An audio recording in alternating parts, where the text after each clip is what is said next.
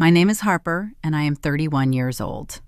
7 years ago, my parents methodically cut my pregnant sister out of every family photograph in the house and threw her onto the street.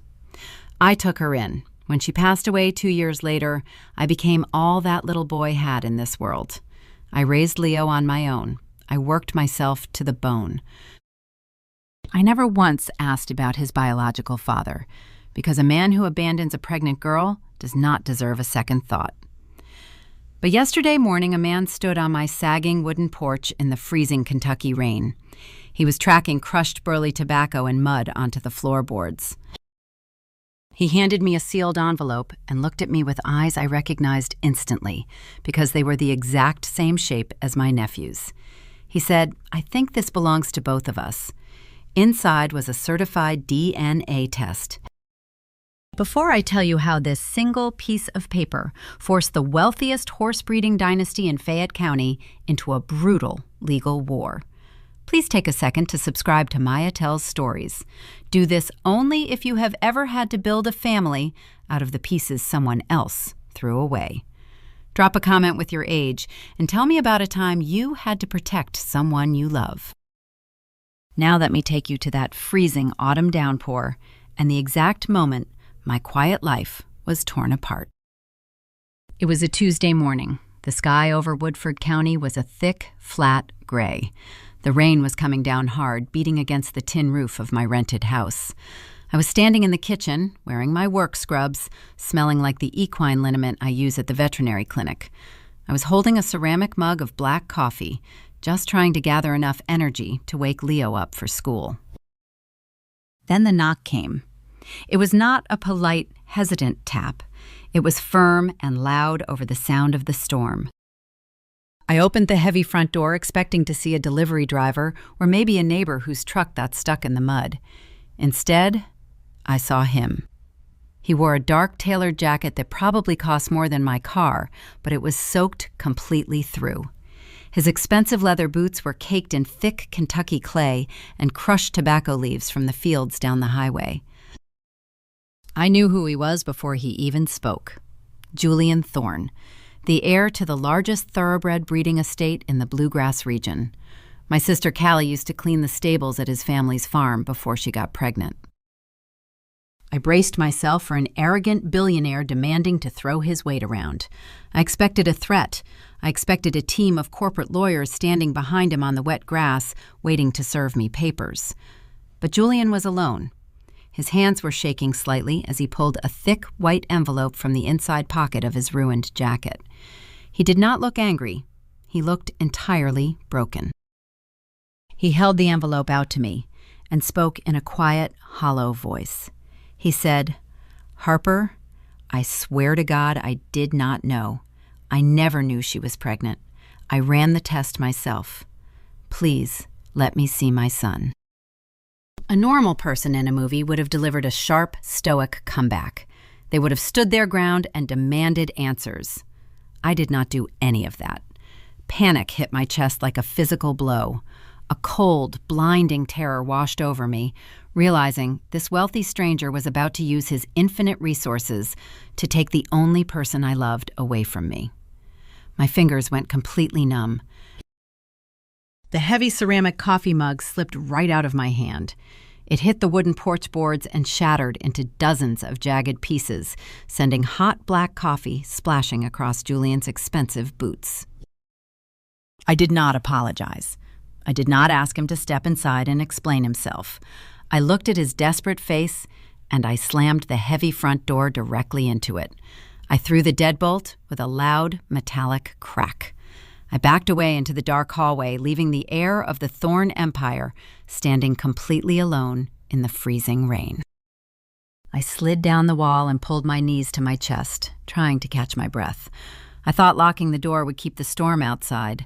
I had no idea the real war was already inside the house.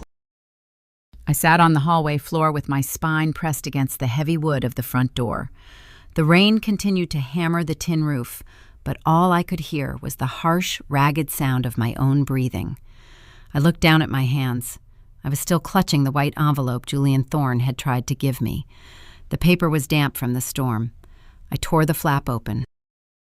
The document inside bore the official crest of a private Lexington genetics laboratory. The numbers printed in bold black ink confirmed a 99.9% probability. Julian was Leo's biological father. But it was not the numbers that made my stomach turn. It was the date printed at the very top of the page. Julian had submitted his own sample only 3 weeks ago. He told me he never knew Callie was pregnant. For 7 years, I believed my sister had gone to the Thorne estate, begged for help, and been turned away by a spoiled heir. I built my entire survival strategy around hating him. But the timeline on the laboratory report shattered that narrative. If Julian only discovered the truth 3 weeks ago, then Callie did not just run away from the problem. She was actively stopped from reaching him. Someone intercepted her.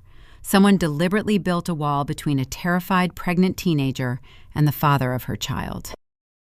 The realization dragged me backward, dragging my memory to the afternoon my parents found out about the baby.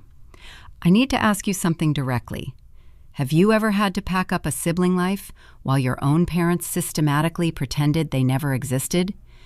If you have, then you know exactly how cold a house can get. My mother, Vivian, did not throw a hysterical tantrum when Callie confessed her pregnancy.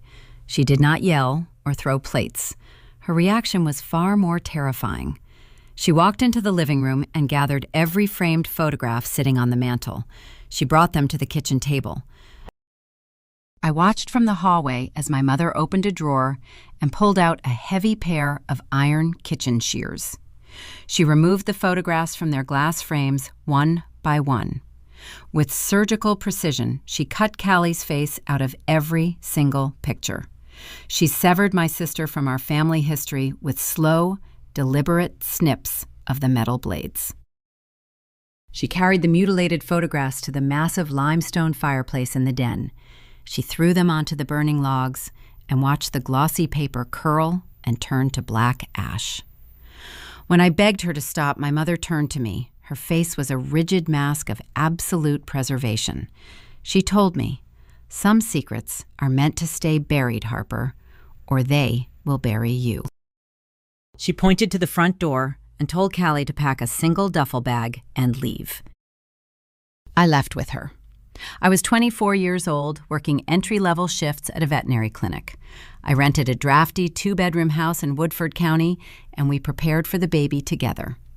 Callie was terrified, but she was a fierce mother. We bought second-hand cribs and bought generic formula. We survived. But the trauma of being erased by her own mother took a physical toll on her heart. 2 years after Leo was born, Callie collapsed in our kitchen. An undiagnosed congenital heart defect, compounded by immense chronic stress, took her from us before the ambulance even reached the end of our gravel driveway. We buried her on a humid, suffocating Tuesday. The service was held at a tiny Baptist church out in Versailles. The air conditioning was broken, and the sanctuary smelled of old hymnals and damp wood. I sat in the front pew, holding a toddler in a cheap black suit. I looked back at the wooden doors, praying my parents would walk through them. I thought the death of their youngest daughter would surely break through their rigid social pride. The doors never opened. My mother and father did not attend the funeral. They refused to pay a single cent toward the burial costs. I had to drain my meager savings just to buy a simple limestone marker for her grave. That night, I put Leo to sleep in his crib. The grief finally caught up to me. It did not arrive as a gentle sadness. It arrived as a violent, consuming rage. I walked out to the back porch and opened a bottle of cheap local bourbon. I drank until my throat burned and my vision blurred. I did not behave like a rational guardian. I completely lost control. I pulled out my phone and dialed my mother's number. When the voicemail beeped, I unleashed years of venom. I screamed into the receiver, calling her a monster. I cursed her social standing, her church friends, and her hollow, perfectly manicured life. I told her I would rather die than let her ever see the boy she threw away. I sobbed and choked on my own words, leaving a 5-minute recording of pure, unhinged hostility. I woke up the next morning with a blinding headache and a profound sense of regret. I knew the voicemail was a mistake. I knew giving my mother evidence of my instability was a tactical failure. But I buried that regret, assuming I would never have to deal with my parents again. Now sitting on the floor with Julian, DNA test in my hand, that old regret flared into active panic. Julian finding out about Leo was not a contained event. Julian belonged to Elias Thorne. Elias was the patriarch of the Thorne Empire, a man who treated Fayette County like his own personal chessboard. Elias operated a multi-million-dollar thoroughbred syndicate, and he viewed everything through the lens of legacy and bloodlines. If Julian was standing on my porch, it meant the Thorne machine was waking up. I knew exactly how wealthy families operated in this state. They did not sit down for polite conversations over coffee. They deployed resources. They sent corporate attorneys.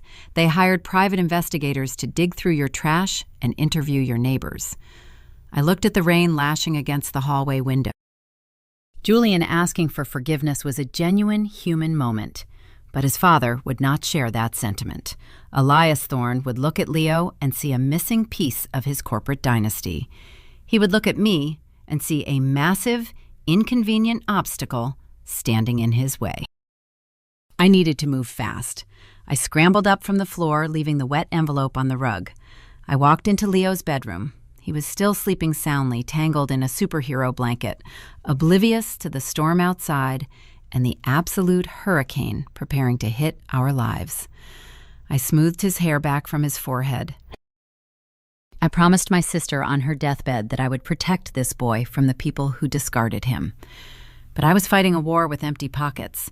I worked as an equine physical therapist. I spent my days massaging the torn ligaments of million-dollar racehorses owned by men exactly like Elias Thorne. I knew how these men treated their assets. When something belonged to them, they claimed it. When something stood in their way, they crushed it without a second thought. A sickening realization hit me.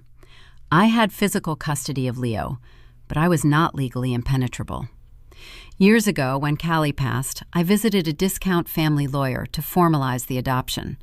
The lawyer handed me a stack of complicated paperwork and casually mentioned the $3,000 filing fee required to process the guardianship through the state courts. $3,000 might as well have been $1 million. I barely had enough money to cover rent and groceries. I put the paperwork in a desk drawer, telling myself I would save up for it. 7 years passed. The paperwork was still sitting in that drawer, completely unsigned. I walked into the kitchen and grabbed my car keys. I needed to get to the veterinary clinic. I needed to act normal. I had to pretend the heir to a billionaire fortune had not just validated my worst fears on my front porch. But the illusion of safety was already gone. Julian showing up meant the clock had started ticking. I thought my greatest challenge would be keeping Julian away from his son. I completely underestimated the true danger. The threat was not the biological father standing in the rain.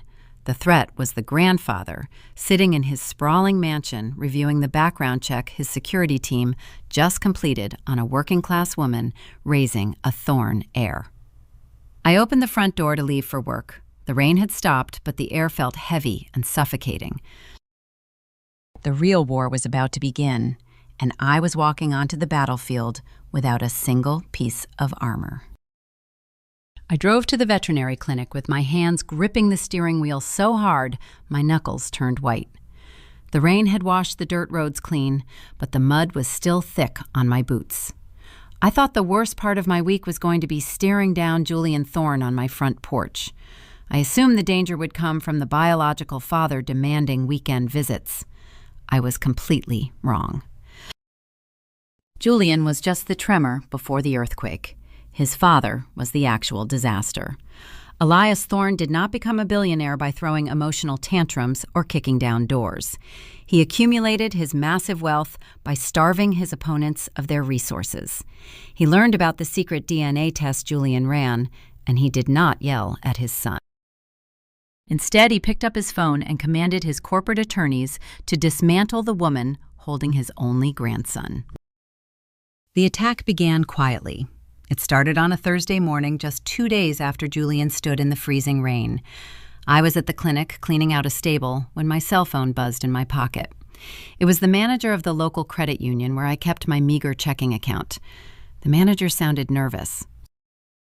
She asked if I was applying for a massive commercial loan because a third-party financial firm had just requested a hard inquiry into my entire financial history. An hour later, my landlord pulled his pickup truck into the clinic driveway. He looked confused and handed me a business card from a private investigator. The investigator had offered my landlord $500 to hand over my rental application late payment records and credit score. My blood ran cold. Elias Thorne was peeling back the layers of my survival. He was sending forensic accountants to catalog every single dollar I earned and every penny I owed. I want you to pause and think about your own life for a moment. Money does not just talk. It audits your entire existence. How do you fight a war when you cannot even afford the armor? I felt a creeping financial dread settling deep into my chest. I had $54 in my checking account and a mountain of unpaid bills. The Thorne Empire was mathematically measuring my poverty, preparing to use it as a weapon in a courtroom. They were calculating exactly how easily I could be crushed. By the weekend, the anxiety was practically suffocating me. But I could not hide in my house. I had to earn a living. Saturday marked the beginning of the Keeneland Autumn Yearling Sales. This event is the absolute beating heart of the Kentucky equine industry. The massive stone pavilions are flooded with international buyers wearing tailored tweed jackets and sipping expensive bourbon. Millions of dollars change hands in a matter of seconds based on the pedigree of a single young horse. I was not there to place bets or sip cocktails. I was there as hired help. I work as an equine physical therapist, and a prominent local breeder had contracted me to treat a highly valuable thoroughbred filly before she walked into the auction ring. I stood inside a pristine cedar-lined stall, wrapping a thick bandage around the front leg of the massive animal. The filly was suffering from a bowed tendon. The injury occurs when the superficial digital flexor tendon stretches too far and begins to tear, tearing the internal fibers. It creates a visible bulge on the back of the leg. The condition is fascinating because the leg can look incredibly strong from the outside, but the structural integrity is completely compromised beneath the skin. My entire career is based on finding these hidden weaknesses. I know exactly how massive, powerful things can break down from the inside. I spent an hour massaging the damaged tissue, applying a cooling clay poultice to bring down the inflammation. I felt in control when I had my hands on a horse. I understood anatomy. I understood healing. I had no idea my own hidden weaknesses were about to be exposed to the public. I stepped out of the cedar stall, wiping clay and sweat from my forehead. The crisp autumn air felt good against my skin. The courtyard was buzzing with wealthy spectators and grooms leading polished horses toward the main pavilion. I reached into my pocket for a bottle of water. When I looked up, my breath caught in my throat. The crowd seemed to part seamlessly to make way for a man walking directly toward me. Elias Thorne was 65 years old, but he moved with the aggressive vitality of a predator. He wore a bespoke charcoal suit that stood out sharply against the casual tweed of the other buyers. Two massive men in dark clothing walked silently 3 paces behind him. Elias did not look at the beautiful horses. He did not glance at the auction screens. His cold, calculating eyes were locked entirely on me. The air around me seemed to freeze. I wanted to turn and walk back into the stall, but my boots felt cemented to the cobblestone path. Elias stopped 3 feet in front of me. He did not offer his hand. He looked down at my mud-stained uniform and the dirty rag hanging from my back pocket. He observed my poverty with clinical disgust. When he finally spoke, his voice was calm and low, barely carrying over the noise of the auction crowd. He did not introduce himself. He skipped the pleasantries and went straight for the throat. He told me he knew exactly who I was and what I was doing. He said his accountants had mapped my entire life over the past 48 hours. He listed my debts. He knew the exact balance of my credit cards. He knew I was driving a truck with an expired registration. Then he delivered the fatal blow. Elias leaned forward and casually mentioned the unsigned adoption paperwork sitting in the bottom drawer of my bedroom desk. He knew I never paid the $3,000 filing fee to become the official legal guardian of his grandson. He knew I was legally defenseless. A strong, confident protagonist would have looked him in the eye and delivered a blistering warning. A fierce protector would have demanded he stay away from her nephew. But I was not a movie hero. I was an exhausted, terrified woman living paycheck to paycheck. The reality of his vast wealth and infinite power crushed my resolve instantly. My heart hammered against my ribs like a trapped bird.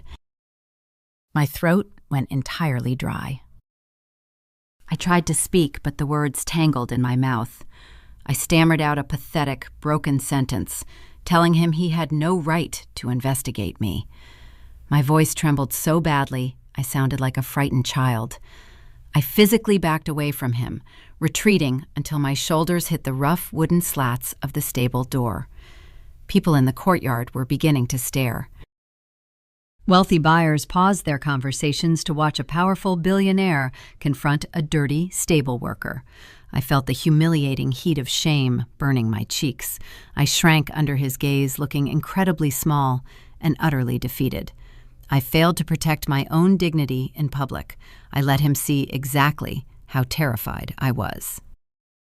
Elias observed my pathetic retreat with a slight patronizing smile. He stepped closer, closing the distance I had just tried to create.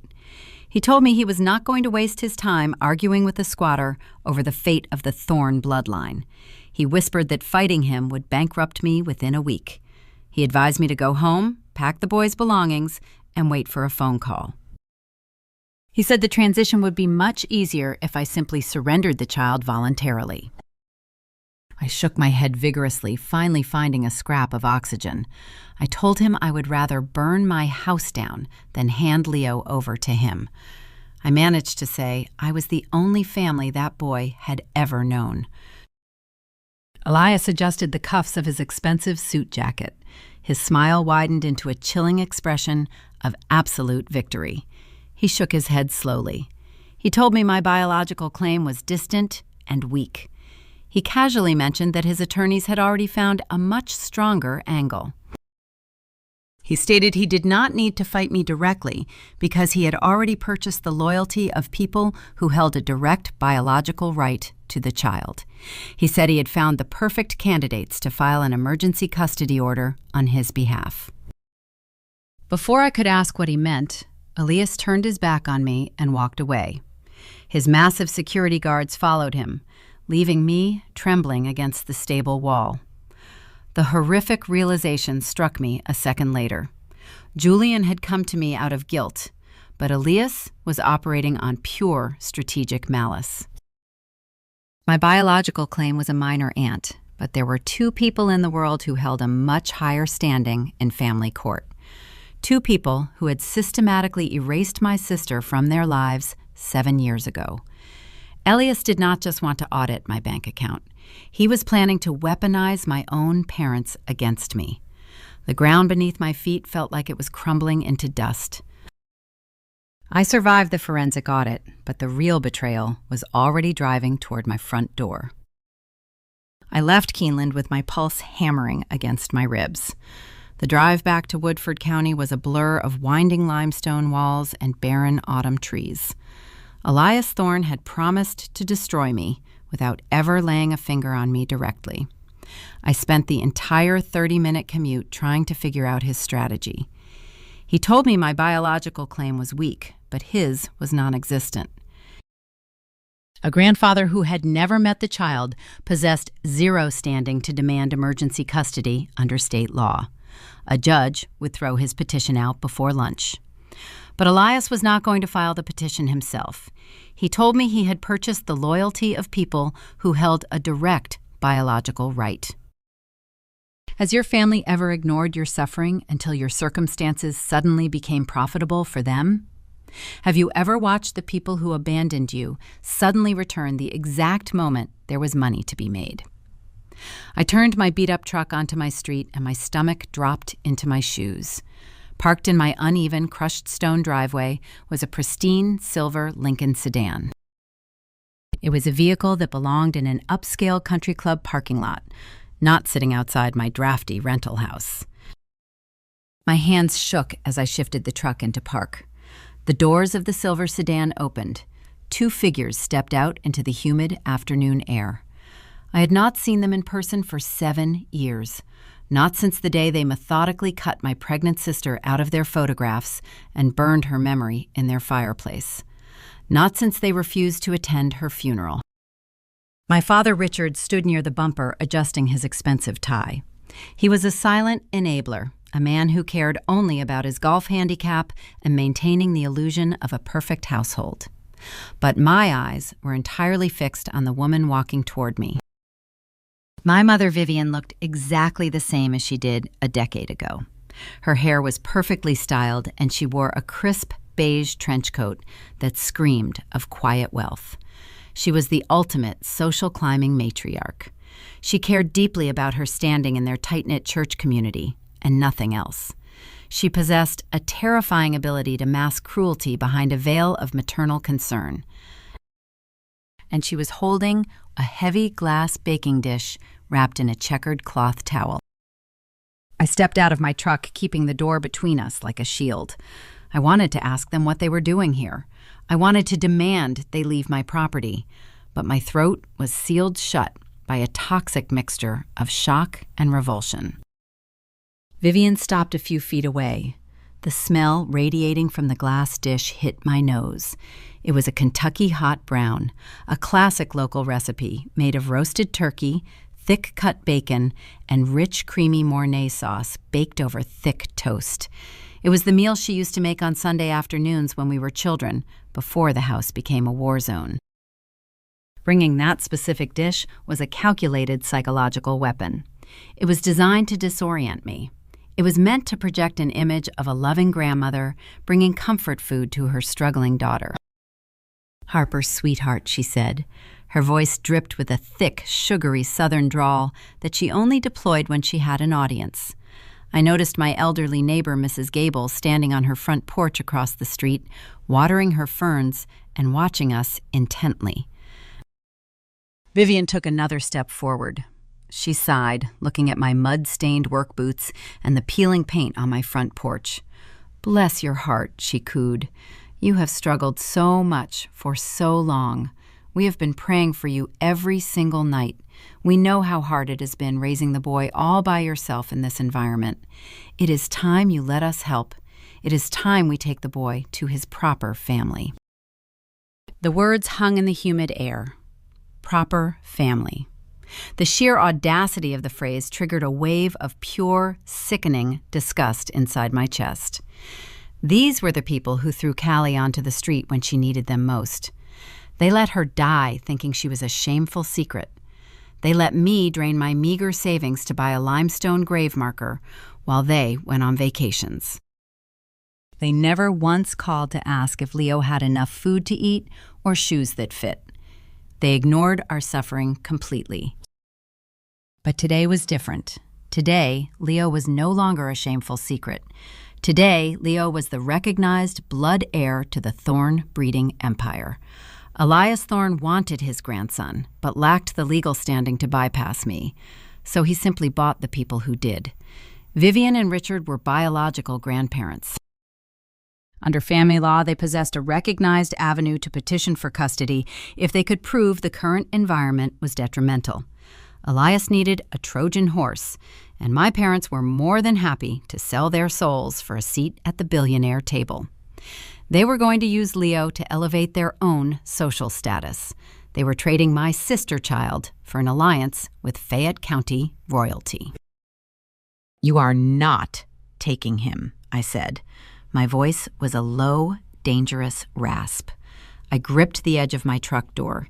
You have no right to even speak his name. You threw her away. You threw us both away. Richard finally spoke up from the bumper of his luxury car. Be reasonable, Harper. Look at how you are living. You are working yourself to death cleaning stables. You have no savings. You cannot give him the life he deserves. Mr. Thorne has offered to integrate all of us into his estate. He is going to ensure Leo gets the finest education in the state. We are doing this for the child. They actually believed their own lies. They had convinced themselves this transaction was a noble rescue mission. Vivian held the warm glass baking dish out toward me. She tilted her head, giving me a look of deep, patronizing pity. Just take the food, honey, she murmured softly, ensuring her voice carried just enough for the neighbor to hear. Let us come inside and talk this through like rational adults. You are acting incredibly ungrateful after everything we have tried to do. I should have stayed quiet. I should have crossed my arms, politely declined the food, and walked inside to call a lawyer. That is what a strategic, rational adult would do when facing a custody threat. You must document everything and give the enemy absolutely nothing they can use against you. But I was not rational. I was a woman running on 4 hours of sleep, fueled by trauma panic and the absolute suffocating terror of losing my nephew. The sight of my mother holding that dish, pretending to care after letting my sister die, broke the final tether of my self-control. I reached out and grabbed the sides of the heavy glass dish. For a fraction of a second, Vivian smiled, thinking I was accepting her peace offering. She let go. But I did not pull the dish toward my chest. I lifted it high above my head and hurled it directly downward into the crushed stone driveway with every ounce of physical strength I possessed in my body. The explosion of thick glass sounded like a gunshot.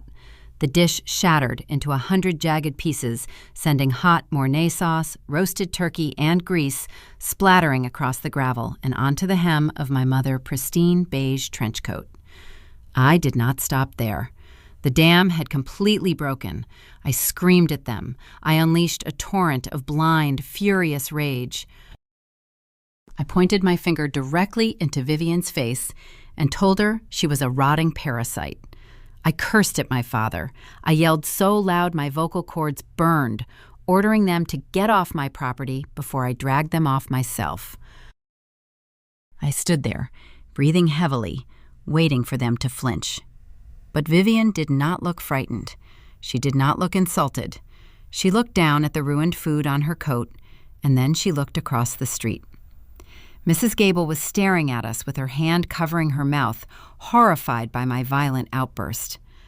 My mother slowly lifted her gaze back to me. The maternal concern had vanished entirely, replaced by a cold, calculating satisfaction. She had provoked me perfectly. Richard reached into the inside pocket of his suit jacket. He did not pull out a handkerchief. He pulled out a thick manila envelope and tossed it onto the hood of my beat-up truck. He did not yell back. He spoke with the clinical detachment of a process server. "We are not asking for your permission, Harper," he stated flatly. "The envelope contains a summons. We filed an emergency ex parte custody petition this morning alleging severe environmental instability and emotional volatility. The judge granted an expedited hearing for tomorrow afternoon based on our sworn affidavits." Vivian brushed a piece of shattered glass off her sleeve. She gave me one final, chilling look. "And thank you, sweetheart," she added quietly. "Our attorney told us we needed a witness to corroborate your dangerous temper. You just gave us exactly what we needed to secure the order." They turned around, got back into their pristine silver sedan, and drove away, leaving me standing alone in a driveway covered in broken glass and ruined food. The heavy manila envelope rested on the hood of my truck like a ticking bomb. The reality of my catastrophic mistake crashed down on me violently. I had completely lost my temper. I had hurled a glass object in front of a neutral witness. I had behaved like an unhinged maniac. My parents manipulated my deepest grief to manufacture the exact unstable behavior they needed to present in court. I picked the envelope up with shaking hands. Tomorrow afternoon. I had less than 24 hours to defend myself against a billionaire legal team and 2 biological grandparents claiming I was an unfit guardian. And the most terrifying part was the secret sitting in the bottom drawer of my bedroom desk. When I walked into that courtroom tomorrow, the judge was going to ask for my formal adoption decree. He was going to ask for the legal paperwork proving I had the right to keep Leo. And I was going to have to stand in front of the magistrate and admit I never paid the $3,000 filing fee. I was walking into a legal slaughterhouse, completely naked, and I had just handed the executioners the knife. I did not sleep a single second that night. I sat at the small laminate kitchen table, staring at the thick manila envelope my father had tossed onto the hood of my truck. Inside the envelope were the legal summons and the sworn affidavits my parents had submitted to the judge. They had painted a horrific fictional picture. They claimed I lived in squalor. They swore I possessed a violent, uncontrollable temper. They submitted my driveway outburst as direct evidence of my unfitness. But the lies were not the most dangerous part of the packet. The real weapon was buried in the legal terminology on the second page. They filed the petition under their status as biological grandparents. That specific designation carried an immense amount of weight in the state of Kentucky. I need you to ask yourself a hard question.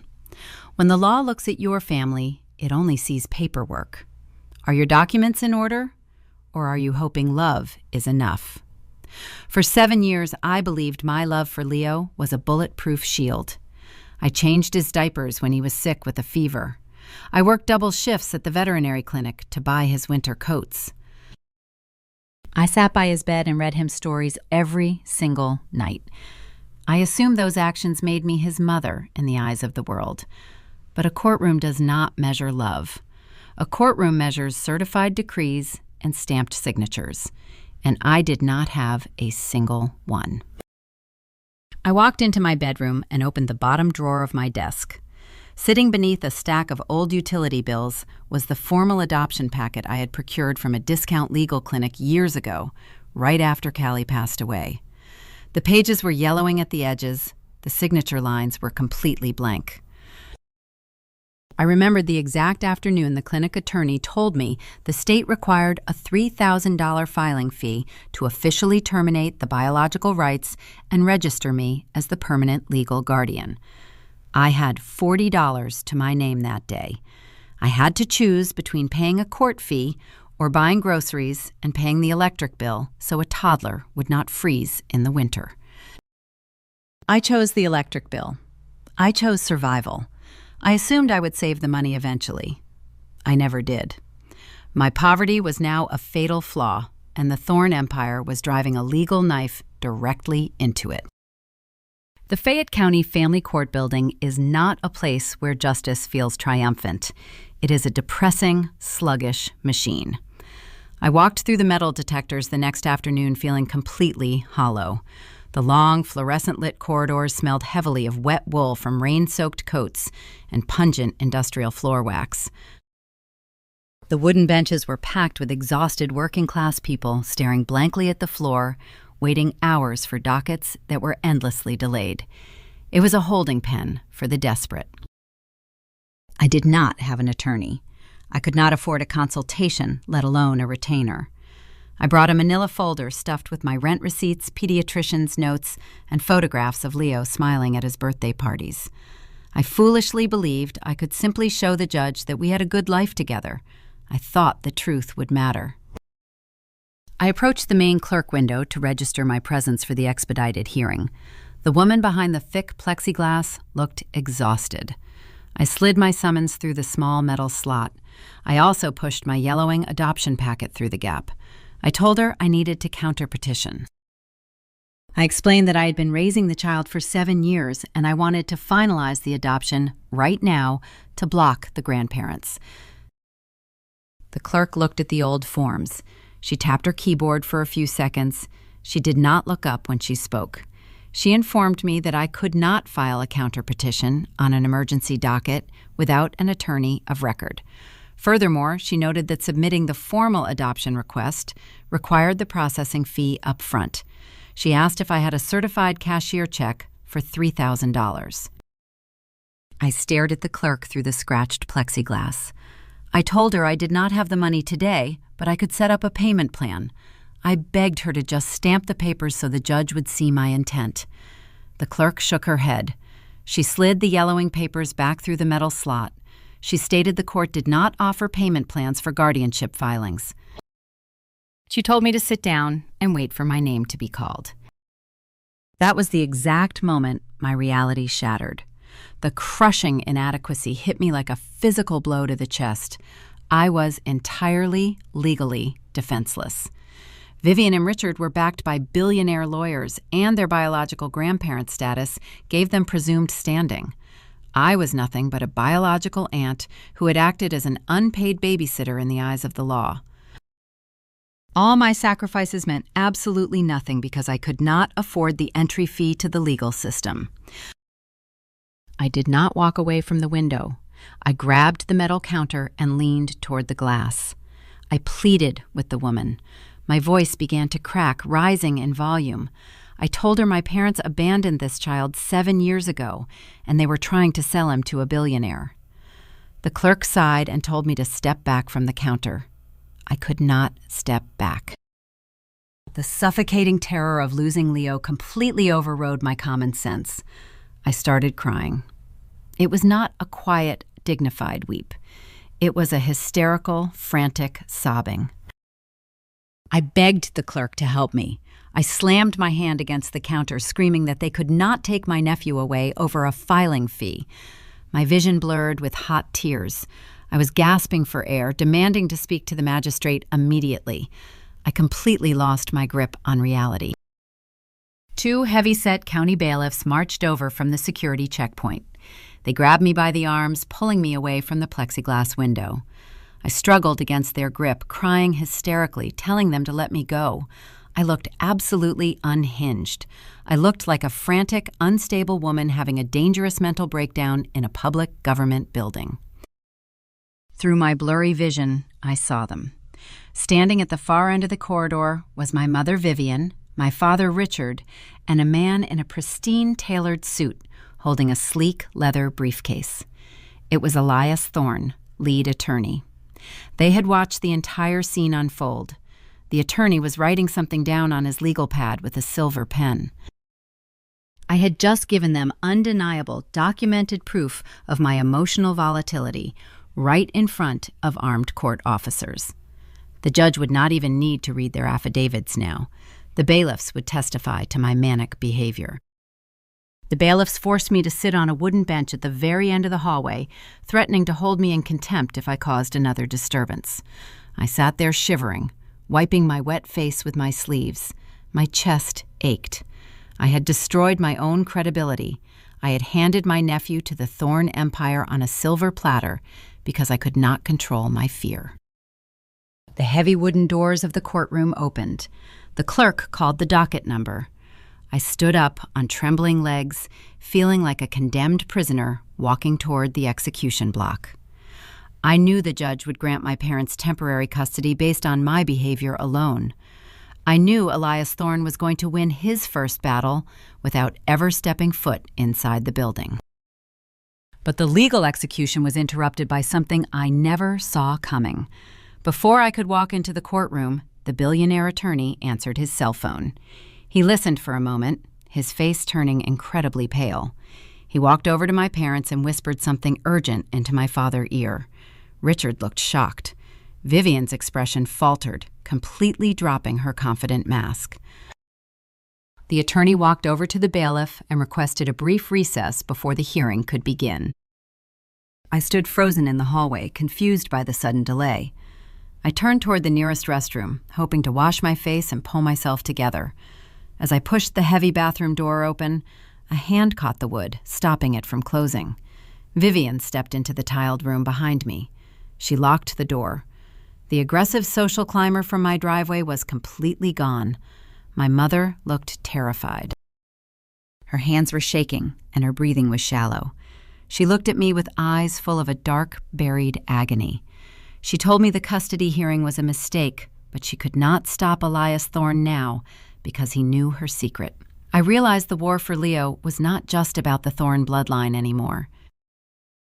It was tied to a ghost my mother had been hiding for 30 years, and that ghost was about to drag both of us down into the dirt.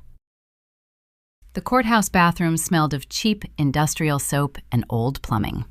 The fluorescent lights buzzed overhead, casting a sickly pale glow across the cracked tile floor. I stood near the sink, gripping the edge of the cold porcelain, trying to control the violent shaking in my hands. The heavy wooden door clicked shut behind me. The deadbolt slid into place with a sharp, metallic snap. I turned around, ready to scream. I expected Vivian to deliver another patronizing lecture or demand my immediate surrender. I braced myself for the vicious matriarch who had hurled insult in my driveway just 24 hours ago.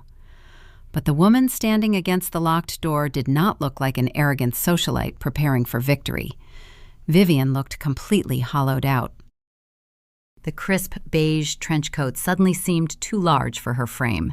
Her expensive makeup could not hide the dark, bruised circles under her eyes. She was breathing rapidly, clutching her designer handbag against her chest like a protective shield. "Harper," she whispered. Her voice was not dripping with weaponized Southern sweetness. It was a raw, desperate rasp. I backed away, putting the sinks between us. I told her to unlock the door. I told her if she did not step aside, I would scream for the bailiffs and add assault to the list of things I hated her for. Vivian did not move. She dropped her handbag onto the wet floor. Her manicured hands grabbed the collar of her own coat, twisting the fabric nervously. "Elias Thorne knows," she said. "The billionaire attorney just received a phone call from their private investigators. They dug into my past. They did a deep background check to ensure my credibility as a guardian. They found the sealed records, Harper. Elias knows what happened in Perry County." I stared at her, completely lost. I did not know what Perry County meant. I grew up in a household obsessed with appearances. Our family history was a carefully curated highlight reel of church potlucks and perfectly posed holiday cards. There were no dark corners or hidden scandals. At least, that is what I had always believed. I want you to think about the people who raised you. Is shared trauma an excuse for cruelty or just an explanation? Where do you draw the line between a victim and an abuser? Because the story my mother told me in that cold bathroom completely shattered my understanding of who she was, but it did not excuse the monster she had become. Vivian leaned against the tile wall and closed her eyes. She told me to listen to her. She begged me to understand why she had to give Leo to the Thorne estate. She transported me back to 1984. She was 17 years old, living in a rigid, unforgiving, conservative church community in rural eastern Kentucky. It was an environment that viewed an unwed teenage pregnancy not as a mistake, but as a permanent spiritual stain. When her parents discovered she was pregnant, they did not offer support. They offered exile. They packed her into a station wagon in the dead of night to avoid the neighbors.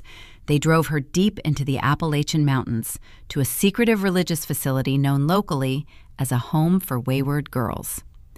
Vivian described a nightmare of isolation and shame. She was stripped of her name, assigned a number, and forced to perform grueling manual labor in the laundry room to pay for her keep. The girls were not allowed to speak to each other. They were treated like ghosts, invisible sinners waiting out their sentences. When her labor pains began, she was taken to a sterile, unheated clinic room. She endured the agony entirely alone. When the baby was born, she barely heard it cry before the nurses wrapped the infant in a blanket and immediately carried it out the door. She never saw the child face. She never knew the gender. She was handed a stack of legal papers detailing a forced, closed adoption and told to sign them if she ever wanted to return to civilized society. She was told to go home, marry a respectable man, and pretend the child never existed. Vivian opened her eyes. Tears were actively tracking through her foundation, ruining her perfect mask. She looked at me with a desperate, agonizing vulnerability. When Callie told me she was pregnant, it felt like the walls were closing in, Vivian choked out. It felt like I was back in that horrible laundry room. I thought the church would exile her. I thought the shame would destroy our family. I told her to go away and hide it. I told her to give the baby to a closed agency so she could survive. But she refused. Harper. Callie looked me in the eye and refused. The revelation hit me like a physical blow. Vivian disowned Callie not because she hated her, but because Callie's defiance mirrored the exact agency Vivian had been violently denied. Callie possessed the courage to keep her child, a courage Vivian never had the chance to exercise. Watching her daughter choose a harder, braver path broke my mother's fragile psychological defense mechanism. She cut Callie out of the photographs to preserve her own sanity, unable to face a walking reminder of her deepest trauma. I stood paralyzed by the sinks. The sheer magnitude of my mother's suffering was overwhelming. I had spent 7 years viewing her as a heartless villain. I never imagined she was operating from a place of profound, unhealed panic. The anger that had fueled me for days suddenly evaporated, leaving behind a hollow, aching sadness. I saw a terrified 17-year-old girl standing in front of me, crushed by the weight of a secret she had carried alone for decades. I should have maintained my strategic distance. I should have recognized that empathy is dangerous when you are fighting a custody war. But I was exhausted. I was so incredibly desperate for a mother love. The stoic protective facade I had built around myself completely crumbled. I stepped away from the sink, crossed the cold tile floor, and wrapped my arms around Vivian.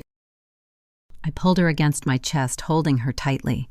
She buried her face in my shoulder and sobbed openly, letting go of 30 years of silent suffering. For one fleeting, beautiful minute, I thought the war was over. I thought this shared vulnerability would repair the broken bridge between us.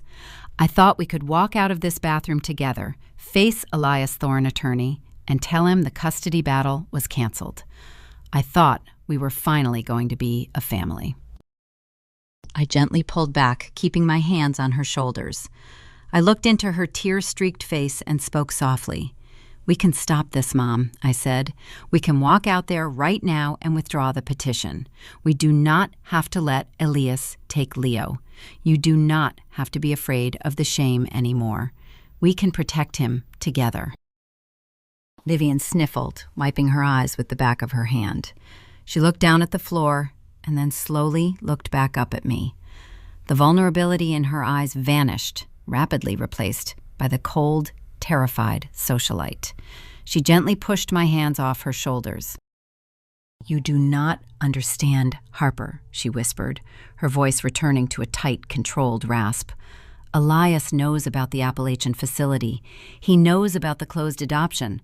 His lawyers told your father 10 minutes ago. If I withdraw the custody petition today, Elias promised to release the sealed records to the local newspaper.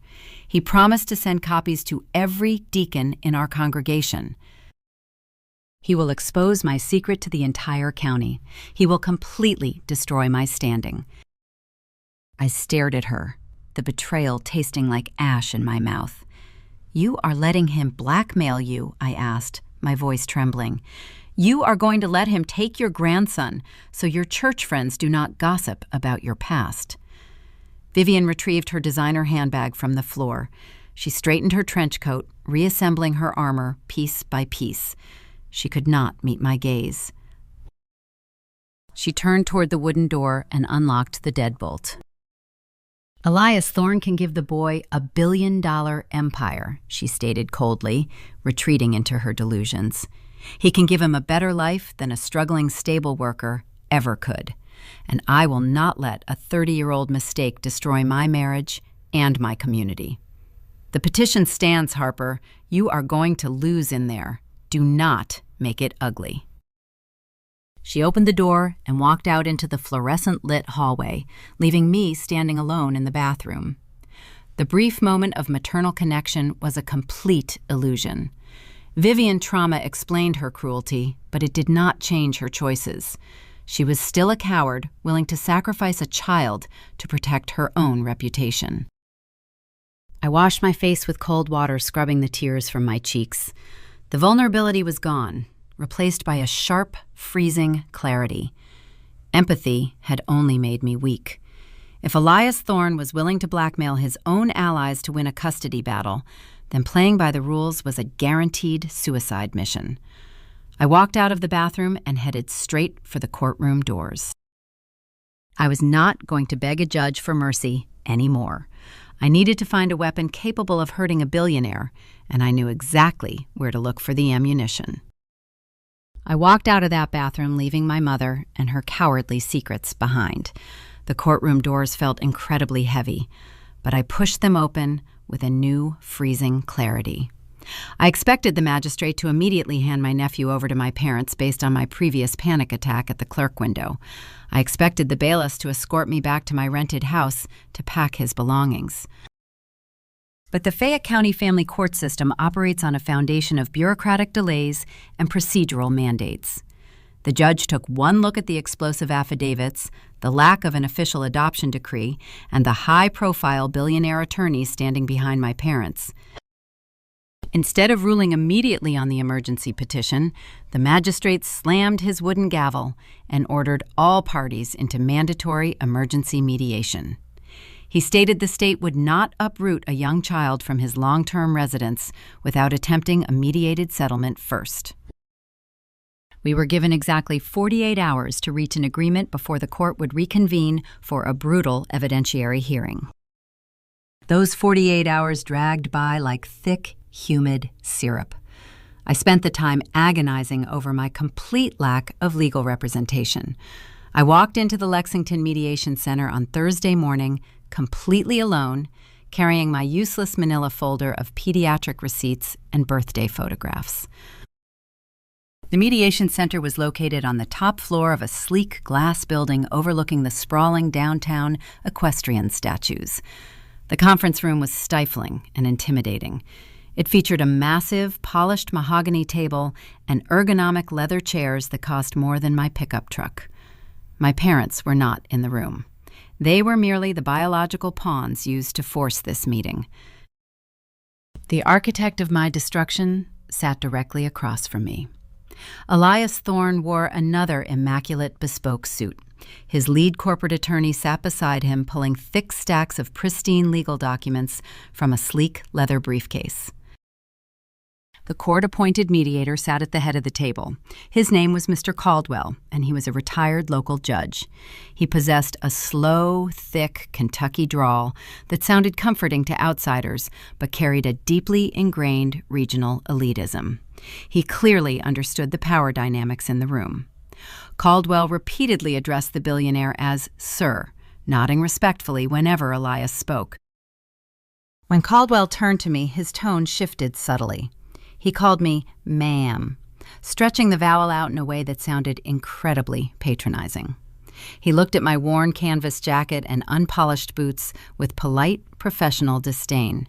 He treated Elias like a visiting dignitary, and he treated me like a difficult charity case taking up his valuable morning schedule. I want you to place yourself in that leather chair for a moment. If the enemy offered you financial freedom, wrapped in a legal cage, would you be desperate enough to sign it? Because the opening move Elias Thorne made was not a threat or an insult. It was a masterpiece of psychological warfare. He did not ask for custody. He offered me a miracle. The billionaire attorney slid a thick, bound document across the mahogany table. He explained that Mr. Thorne recognized the deep emotional bond I shared with his grandson.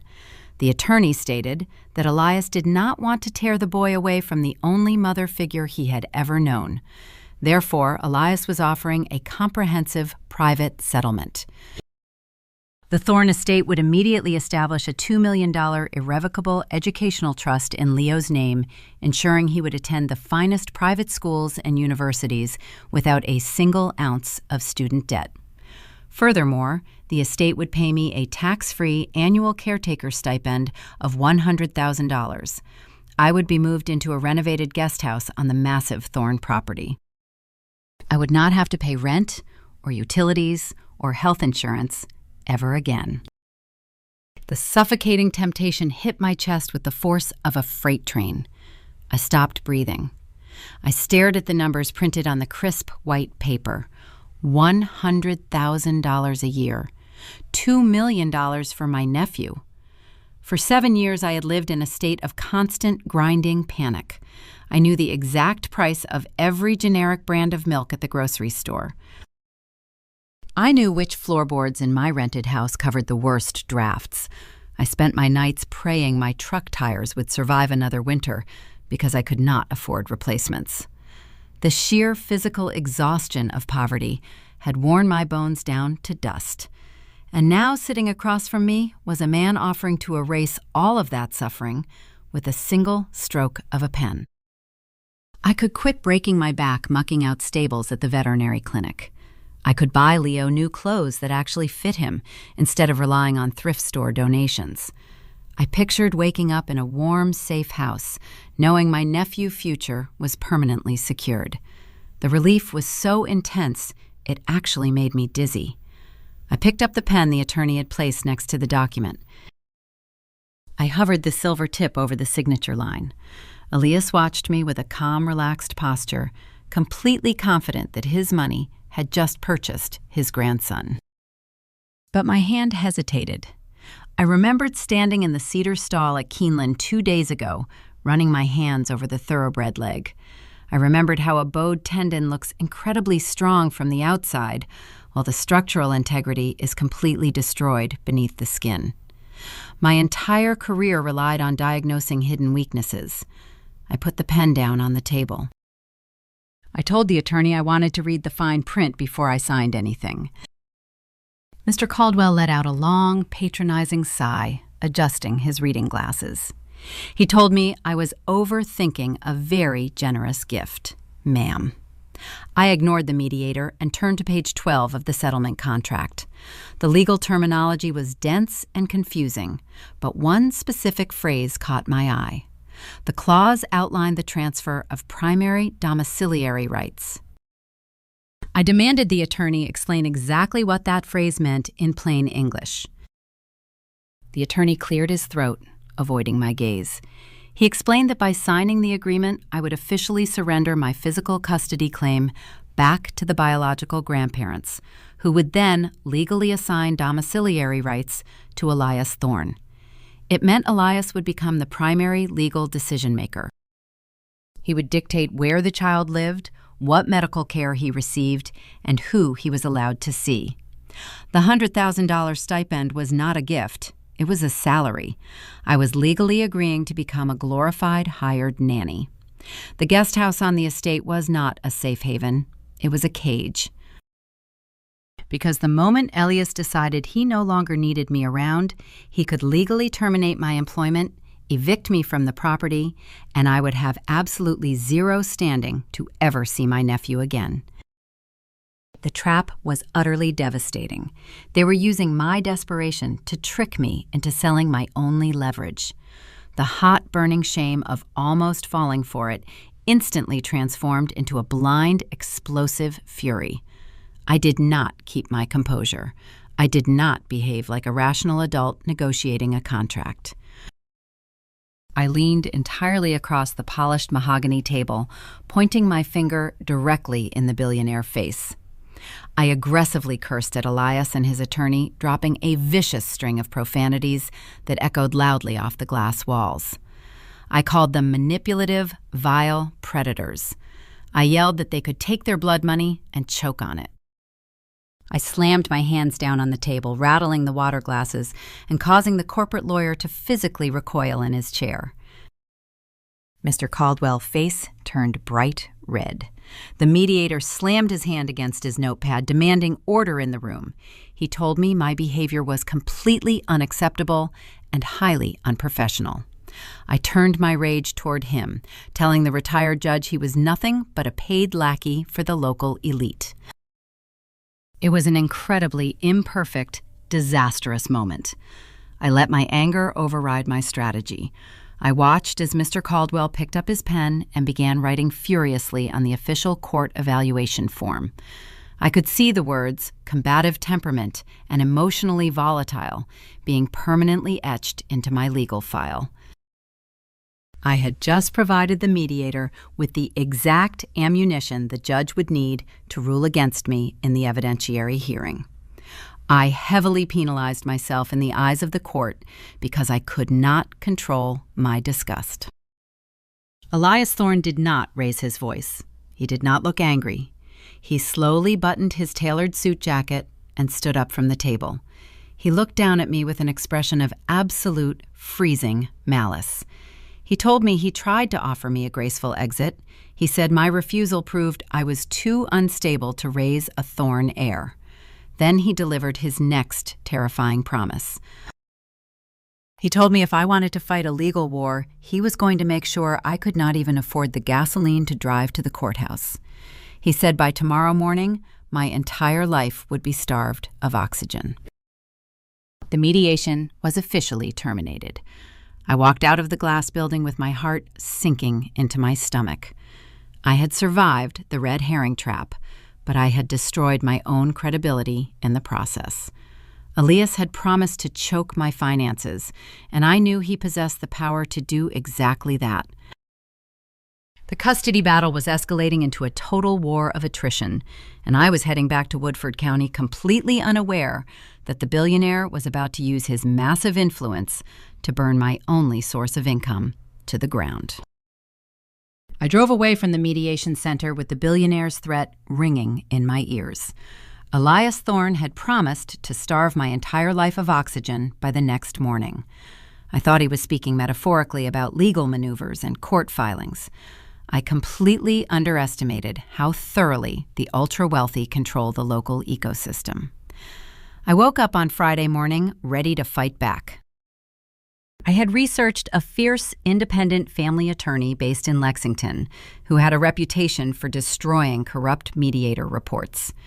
She told me over the phone she could file an expedited 30-day injunction to freeze the custody battle and demand a new, impartial evidentiary hearing.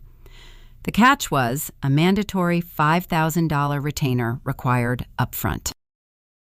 I calculated my potential earnings and figured I could work double shifts treating horses to scrape the money together before the deadline. I arrived at the veterinary clinic eager to take on extra appointments. I found my boss sitting behind his desk looking completely pale and exhausted. He was a senior veterinarian who had known my sister and me for years. He had always been a kind, supportive mentor. But today, he could not even look me in the eye. He asked me to close his office door. He explained that the Thorne farm manager had called him late last night. Elias Thorne owned shares in massive racing syndicates representing almost 40% of the horses treated at our facility. The ultimatum delivered to my boss was incredibly explicit. The clinic either fired me immediately or the Thorne estate would permanently pull every single lucrative account they controlled. My boss was a decent man, but he had a mortgage and a staff of 20 people to pay. He compromised by refusing to fire me completely. Instead, he slashed my specialized therapy hours down to a measly 4 hours a week. It was barely enough to cover my gasoline, let alone my rent, groceries, or a $5,000 legal retainer. I begged him to reconsider. I told him about the custody battle and my desperate need for the attorney. He apologized profusely, holding his head in his hands, but he told me he could not bankrupt his business to fight a billionaire personal war. I want you to consider the terrifying reality of my situation. When the people fighting you own the town economy, where do you go to earn a living? I walked out of the clinic into the bright autumn sunlight, feeling like I had been kicked in the chest. I had exactly 12 days to secure the lawyer before the judge finalized the custody transfer to my parents. I started making frantic phone calls to other breeding farms and equestrian centers in the area. The Kentucky horse industry generates billions of dollars globally, but the community of people who actually do the grueling physical labor is incredibly small. It is a tight-knit, highly gossipy network of grooms, farriers, and stable hands. Rumors travel faster than a galloping thoroughbred. Within 24 hours, everyone in Woodford County knew Elias Thorne had blacklisted me. No official breeder would risk angering the most powerful man in the region by hiring me to do physical therapy on their animals. I was completely locked out of my own profession.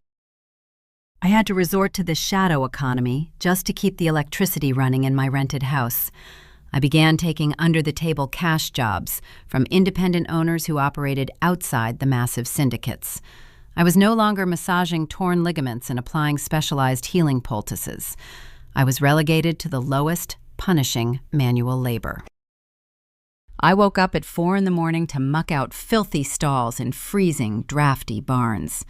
I hauled massive, heavy wheelbarrows filled with soiled pine shavings and wet manure. The cold morning air burned my lungs. My hands developed deep, bleeding blisters. My lower back screamed in constant, agonizing pain. I worked until my muscles felt like shredded paper. I was making $10 an hour, off the books. It was a humiliating degradation of my skills, and it was nowhere near the $5,000 I needed to save my nephew. The grinding desperation began to rot my mind. Winter was rapidly approaching. The heating bill was past due. The refrigerator in our kitchen was entirely empty. I started skipping my own meal so Leo could eat the last remaining boxes of generic macaroni and cheese. My body began failing from the lack of calories and the brutal daily physical exertion. Leo noticed I was losing weight. He asked me why I was always so tired and why we were eating peanut butter sandwiches for dinner 4 days in a row. I had to swallow my pride and lie to a 7-year-old boy, hiding the terrifying reality that we were rapidly sinking into absolute poverty. The breaking point arrived on a rainy Tuesday evening. I was back at the main veterinary clinic closing up after my single hour of permitted work. I was alone in the front office. My stomach was cramping violently from starvation. I felt dizzy and lightheaded. I opened the front desk door to put away the daily scheduling ledger. Sitting right next to the logbook was the clinic petty cash box. It was a small gray metal container used for buying break room coffee and minor office supplies. Someone had forgotten to lock it. I stared at the slightly open lid. Inside was a small stack of green bills. I thought about Leo waiting at home. I thought about our empty cupboards and the fact that I had $0 in my checking account. I did not behave like a righteous hero possessing unbreakable moral integrity. Poverty is a vicious, acidic force that burns away your highest principles when your child is hungry. I reached my shaking hand into the metal box and took a single $20 bill. I stuffed the stolen money into my jacket pocket and pushed the drawer shut. I walked out to my truck trembling violently. I had just become a thief. I stole from the only man who had tried to keep me employed against the billionaire's threats. I drove to a local gas station illuminated by harsh, flickering fluorescent lights. I bought a gallon of milk, a loaf of bread, and a cheap package of sliced turkey. I handed the stolen $20 bill to the cashier, feeling a wave of intense, crushing guilt wash over my entire body. Every single bite of food I fed my nephew that night tasted like pure, toxic shame. I realized Elias Thorne was not just destroying my finances, he was systematically destroying my character. He was starving me until I transformed into the exact unstable criminal he claimed I was in his court affidavits. If the clinic discovered the missing money and called the police, Elias would win the custody battle instantly. The billionaire was trying to force me to dig my own grave. I sat at the kitchen table counting the crumpled dollar bills I had earned from mucking stalls. It had been 10 agonizing days of back-breaking labor.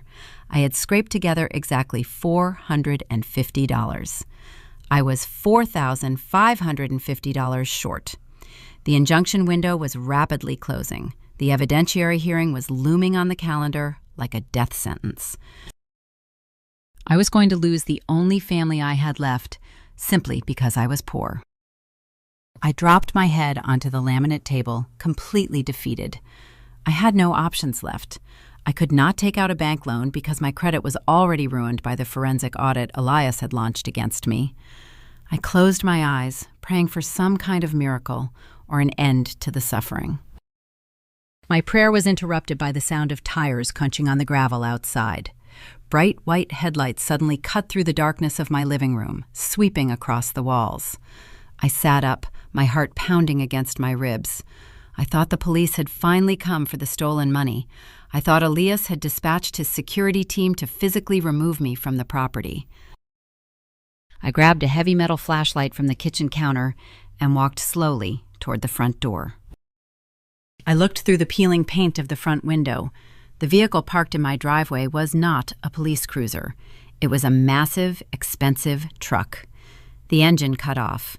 A tall figure stepped out into the damp night air, looking around nervously. The conflict I thought I understood was about to twist into something entirely unpredictable. The person walking toward my porch was not a corporate lawyer or an angry veterinarian. It was Julian Thorne, the biological father. The son of the man currently trying to destroy my life had tracked me down in the dark, and he was carrying a thick leather bag. I tightened my grip on the heavy metal flashlight, stepping back from the front window. Julian Thorne was standing on my decaying wooden porch in the dead of night. His expensive leather jacket was blending into the shadows. He did not knock right away. He stood perfectly still, looking at the peeling paint and the cracked window panes of my rented house, like a man trying to decipher an alien language. My first instinct was furious rage. I assumed he had come to deliver the final killing blow on his father's behalf. I threw the deadbolt open and shoved the heavy door outward. I did not offer him a polite greeting.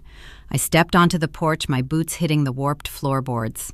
I aimed the beam of the flashlight directly at his face, blinding him.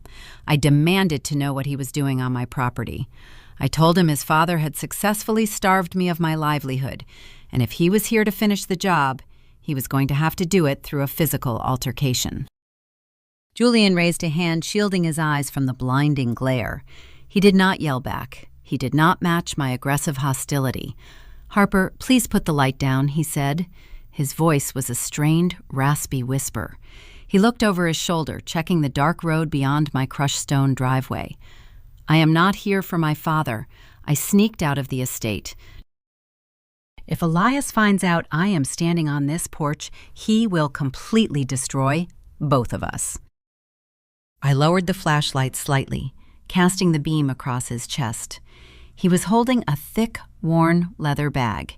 He slowly unzipped the top compartment. He reached inside and pulled out 3 thick, banded stacks of $100 bills. He set the money down on a wooden crate sitting next to the front door. "That is $10,000 in unrecorded cash," he stated quietly. I pulled it from my personal emergency safe. It cannot be traced back to the Thorne corporate accounts. My father has forensic accountants monitoring your bank records, waiting for any sudden influx of capital they can dispute in court. If you deposit this, they will freeze it. You have to take the physical cash directly to that independent lawyer in Lexington. Hand it to her in a brown envelope and tell her to file the emergency injunction immediately. I stared at the banded stacks of $100 bills. I was surviving on stolen $20 bills and peanut butter sandwiches. $10,000 was sitting inches from my hand. It was enough to hire the fierce attorney and force a new, impartial evidentiary hearing. It was enough to save my nephew. I want you to ask yourself what you would do in that exact moment. Would you trust the son of the man currently trying to destroy you if his money was the absolute only lifeline you had left? I looked at Julian Thorne. I saw the expensive tailored clothes and the pristine manicured hands that had never hauled a wet wheelbarrow full of manure in his entire life. He was offering me a miracle, but my paranoia screamed that it was another calculated trap. "Why are you doing this?" I asked, my voice trembling with distrust. Elias Thorne spent the entire week burning my life to the ground. He dragged my parents into this. He blacklisted me from every breeding farm in the county. Why would the heir to the throne secretly fund the rebellion against his own king? Julian ran a hand through his hair, looking utterly exhausted. He reached back into the leather bag and pulled out a glass bottle. It was an incredibly expensive, local, small-batch Kentucky bourbon, the kind that cost more than a month of my rent. He unscrewed the cork and took a long, agonizing pull directly from the neck. He wiped his mouth and looked at me with an expression of profound, agonizing vulnerability. "Because I did not know Harper," he choked out. He sat down heavily on the edge of the sagging wooden porch, letting his expensive boots rest in the mud. He offered me the bottle. I declined. I leaned against the doorframe, keeping a safe distance between us. The humid summer night air was thick and heavy. The loud, buzzing hum of the cicadas filled the silence. Julian stared out at the dark road. "My father controls everything," he whispered. "He controls my career, my housing, my future. He controls the massive generational trust that keeps me wealthy. When I ran that DNA test a few weeks ago and confirmed the boy was mine, I thought I could simply walk up to your door, apologize, and try to be a decent father. I thought my family would support me." I was completely naive. When Elias found out, he did not want me to be a father. He wanted to acquire an asset. He views Leo as a biological commodity required to secure the Thorne legacy. When I tried to tell Elias we should negotiate a peaceful joint custody agreement, he laughed in my face. He told me to stay out of the way while his corporate lawyers crushed you. The dramatic irony of the situation suddenly struck me. At this exact moment, Elias Thorne was likely sitting in the lavish mahogany bar of the Lexington Country Club, sipping imported scotch. The billionaire was probably bragging to his wealthy peers about how easily he was dismantling a poor stable worker. He believed his infinite resources made him utterly invincible. Elias had no idea that his own son, the heir he was trying so desperately to protect, to fire back at his empire. Julian took another drink of the bourbon. "I am trapped," he confessed. "If I stand up in court and openly oppose my father, he will legally sever me from the family fortune. He will trigger a morality clause in the trust and bankrupt me overnight. I am trying to fight him from the inside, but I need you to hold the front line. You have to take the money, Harper. You have to fight him in court, because I am too cowardly to do it myself." I looked at the vulnerable, broken man sitting on my porch. I saw his fear and his regret. I should have felt empathy. I should have thanked him for the massive risk he was taking to fund my legal defense. I should have recognized that we were both victims of his father's ruthless machine. But I was not a forgiving, benevolent person that night. I was starving, exhausted, and utterly consumed by the trauma of the past 7 years. I completely snapped. I grabbed the bottle of bourbon out of his hand and slammed it down onto the wooden crate next to the money. I pointed my finger directly in his face. I did not behave like a rational partner building a secret alliance. I projected every ounce of my agonizing grief entirely onto him. "You are a coward," I hissed, my voice dripping with pure, unadulterated venom. "You sit up in your pristine mansion complaining about your trust fund while I scrub feces out of barns to feed your son. You want a medal for bringing me cash in the middle of the night? You want me to tell you you are a good person. You are the reason she is dead." Julian flinched, physically recoiling from the raw hostility in my words. "Harper, please," he begged. "I told you I never knew she was pregnant. I never got a letter. I never got a phone call." I did not stop. I used him as an emotional punching bag, unleashing years of suffocating resentment. I yelled that Callie died from a broken heart because she thought the man she loved discarded her. I blamed his ignorance. I told him he should have looked for her. I told him he should have cared enough to notice she was gone. I screamed that his secret cache did not absolve him of the fact that my sister was buried under a cheap limestone marker while he was living a life of absolute luxury. I was incredibly unfair. I was viciously punishing a man who genuinely did not know the truth. Julian sat on the porch taking every single toxic word I threw at him. He did not argue back. He did not defend himself. He simply absorbed my fury with a devastating, silent acceptance. When I finally ran out of breath, I stood there, panting, my chest heaving. Julian slowly stood up from the porch. He looked down at the stacks of money on the crate. "Take the cash, Harper," he whispered softly, his voice entirely defeated. "Hire the fierce lawyer. File the injunction tomorrow. Punish me all you want, but please do not let my father take that boy." He turned around and walked back to his truck. He did not look back as he pulled out of my driveway, disappearing into the humid Kentucky night. I stood alone on the porch, staring at the $10,000. The intense wave of adrenaline slowly faded, leaving behind a cold, sickening wave of regret. I had verbally destroyed a man who was actively trying to save me. I had behaved like a monster. I picked up the heavy stacks of $100 bills. The money was real. It was the ammunition I desperately needed. I could finally hire the attorney and force Elias into a brutal legal war. But my unfair accusation regarding Callie's death sparked a terrifying new realization in my mind. Julian swore he never received a single letter from my pregnant sister. I knew for a fact Callie had mailed him a certified envelope begging for help 3 years ago, before her heart failed. If Julian never received that certified envelope, it meant someone inside the Thorne estate had deliberately intercepted it. I carried the money into my dark living room, locking the door behind me. I realized fighting Elias Thorne in a courtroom was not going to be enough.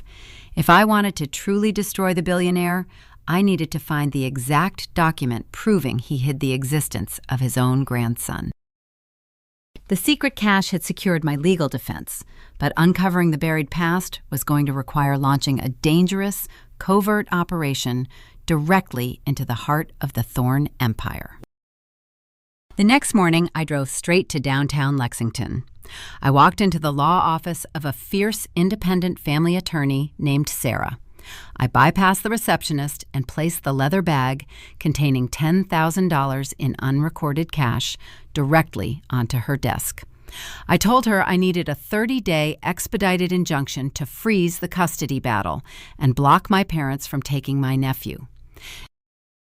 Sarah counted the banded $100 bills. She did not ask where the cash came from. She drafted the emergency motion and filed it with the county clerk before noon. The judge granted the temporary stay. We officially bought ourselves 1 month of legal protection.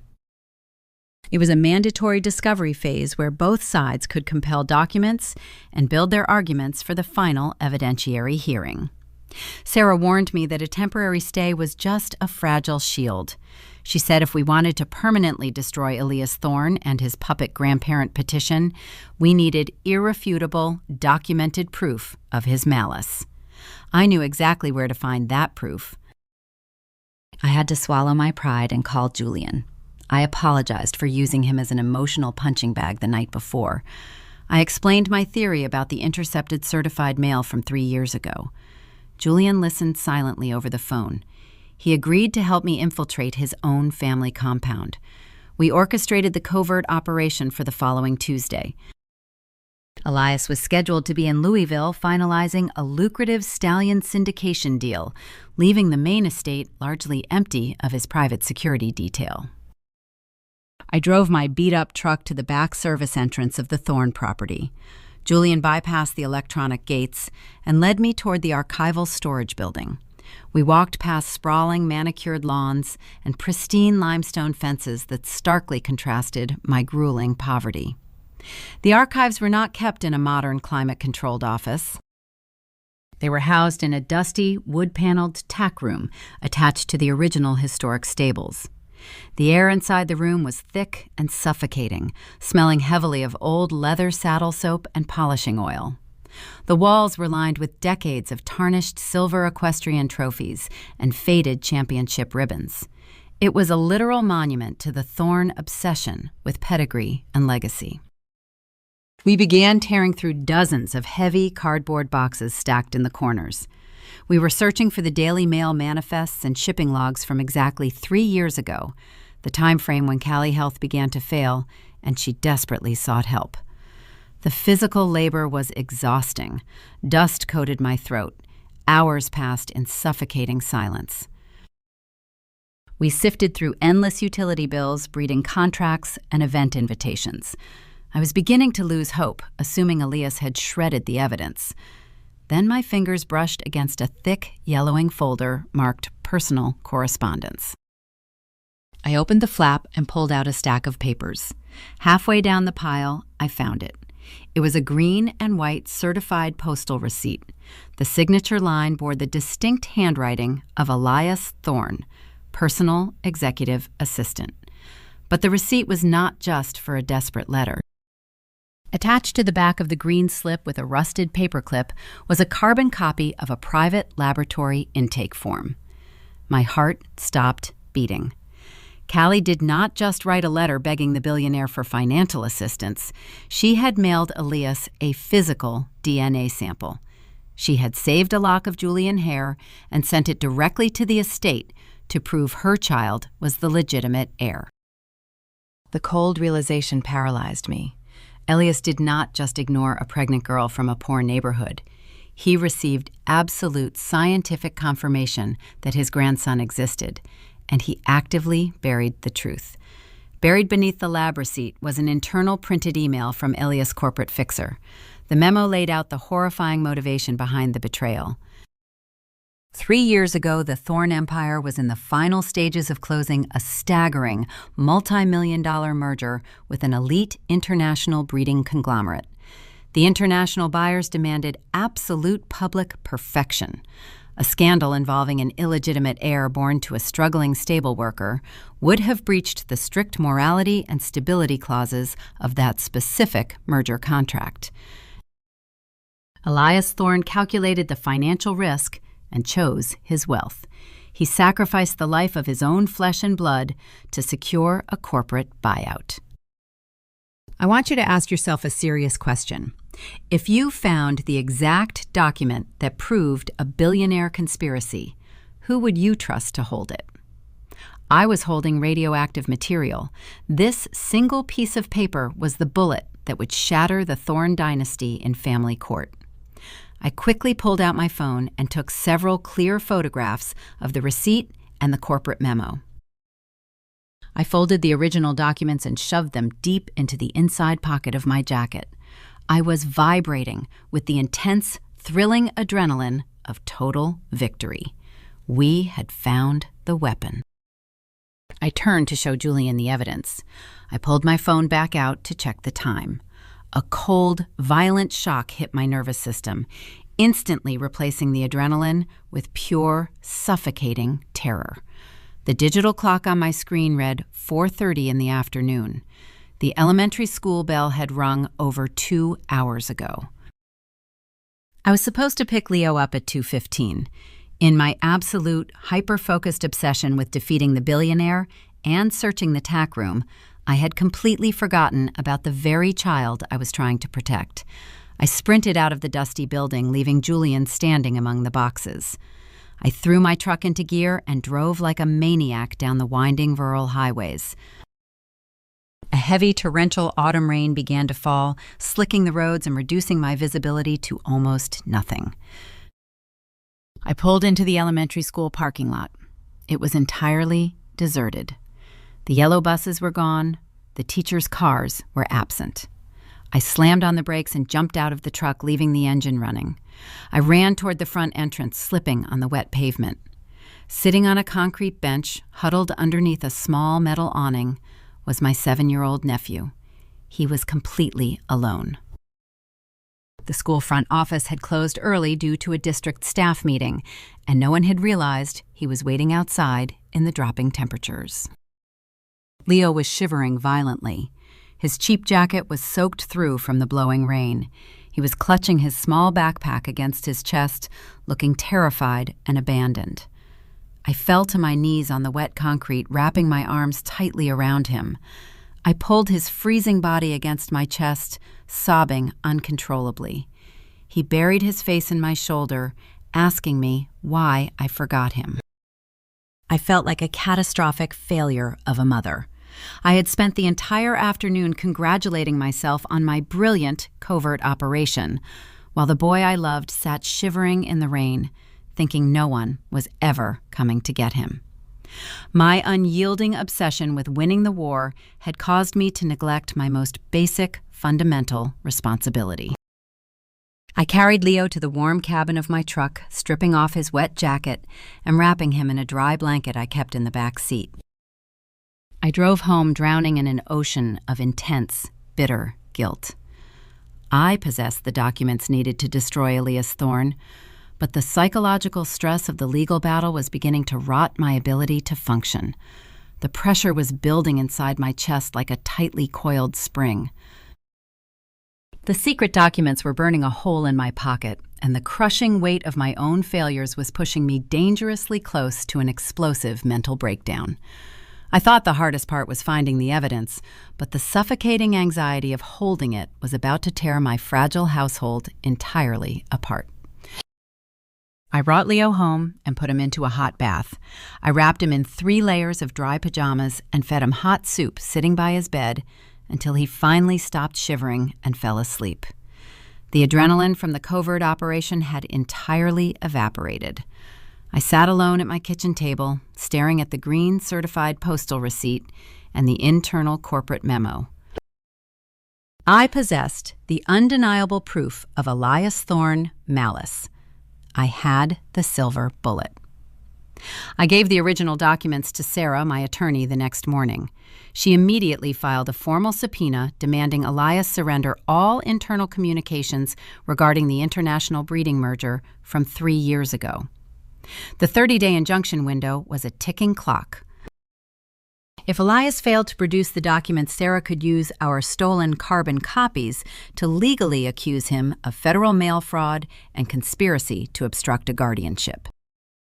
The legal machinery was finally turning in my favor. But a subpoena does not resolve a custody war overnight. It is a slow, grueling procedural grind.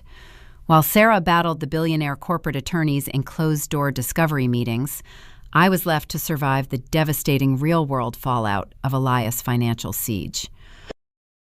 I was still locked out of every legitimate veterinary clinic in Woodford County. I was still mucking out freezing, filthy stalls for under-the-table cash just to keep my heating bill paid. The physical exhaustion combined with the suffocating psychological terror of the impending evidentiary hearing began to fracture my sanity. I stopped sleeping.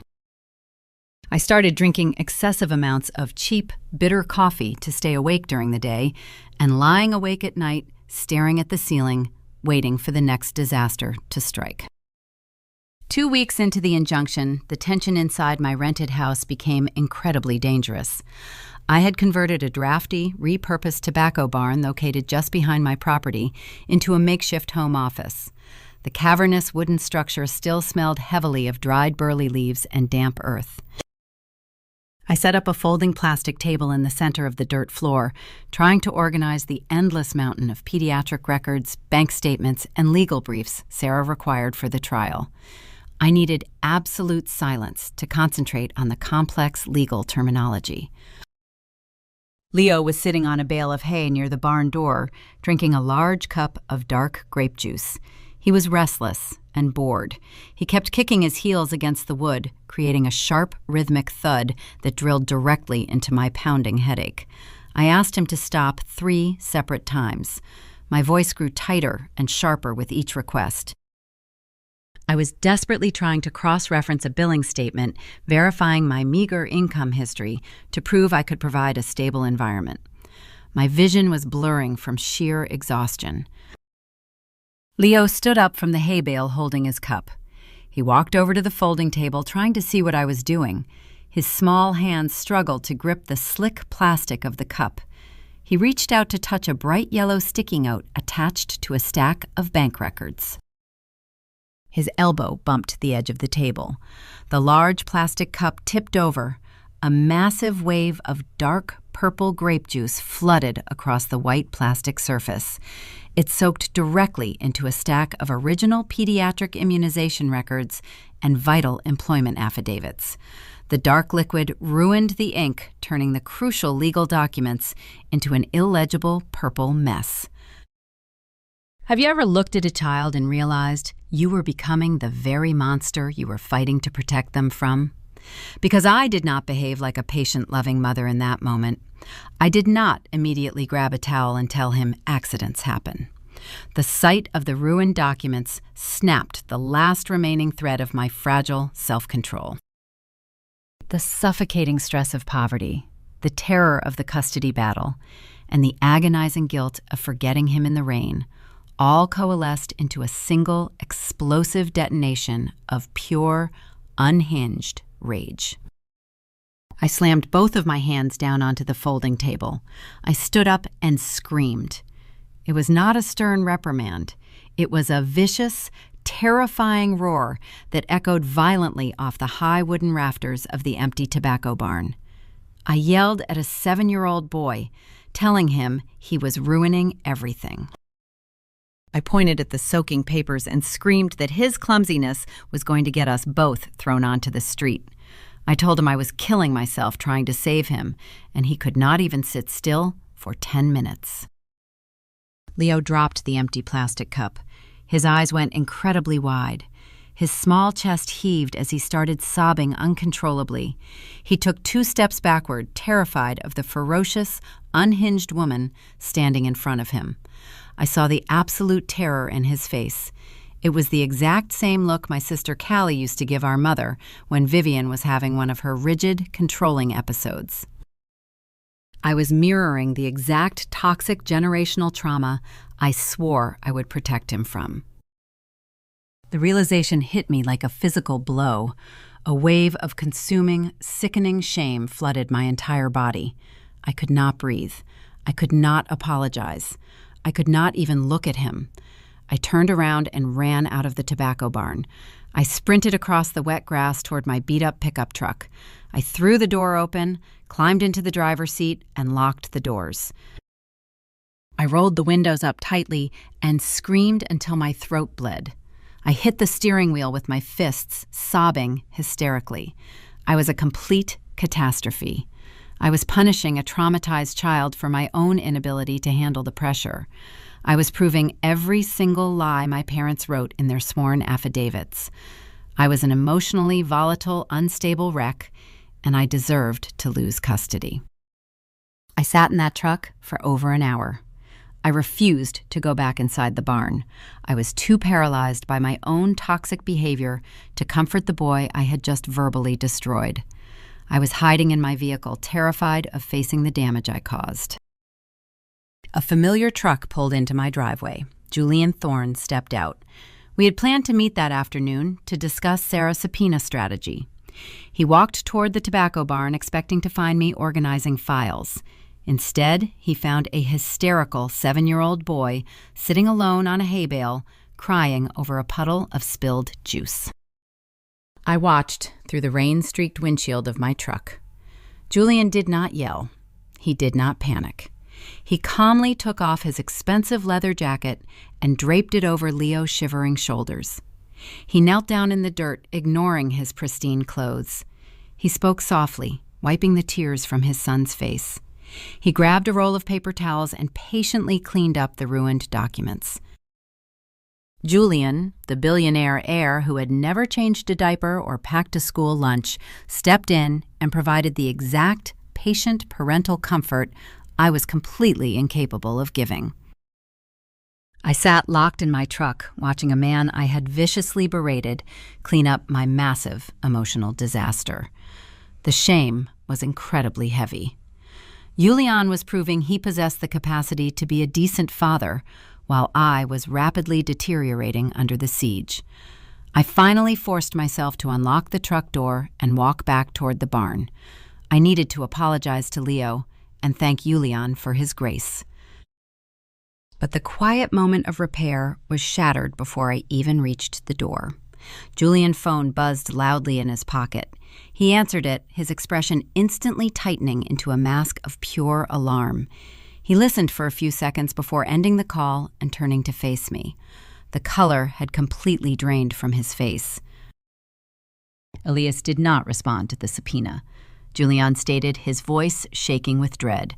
My father did not surrender the internal corporate emails to your lawyer. Instead, he completely escalated the war. Elias just convinced the judge to pull the evidentiary hearing forward. He bribed the court clerk to bypass the injunction window. We do not have 30 days, Harper. The final trial begins on Monday morning. And worse than that, Elias is not relying on the paperwork anymore. He is bringing your parents into the courtroom to testify against you publicly. The final battle was arriving weeks early, and I was about to face a coordinated firing squad in front of the entire county. Julian words hung in the humid air of the tobacco barn, settling over me like a suffocating blanket. Monday morning. I had spent the last 2 weeks believing the legal system would protect me if I simply played by the rules.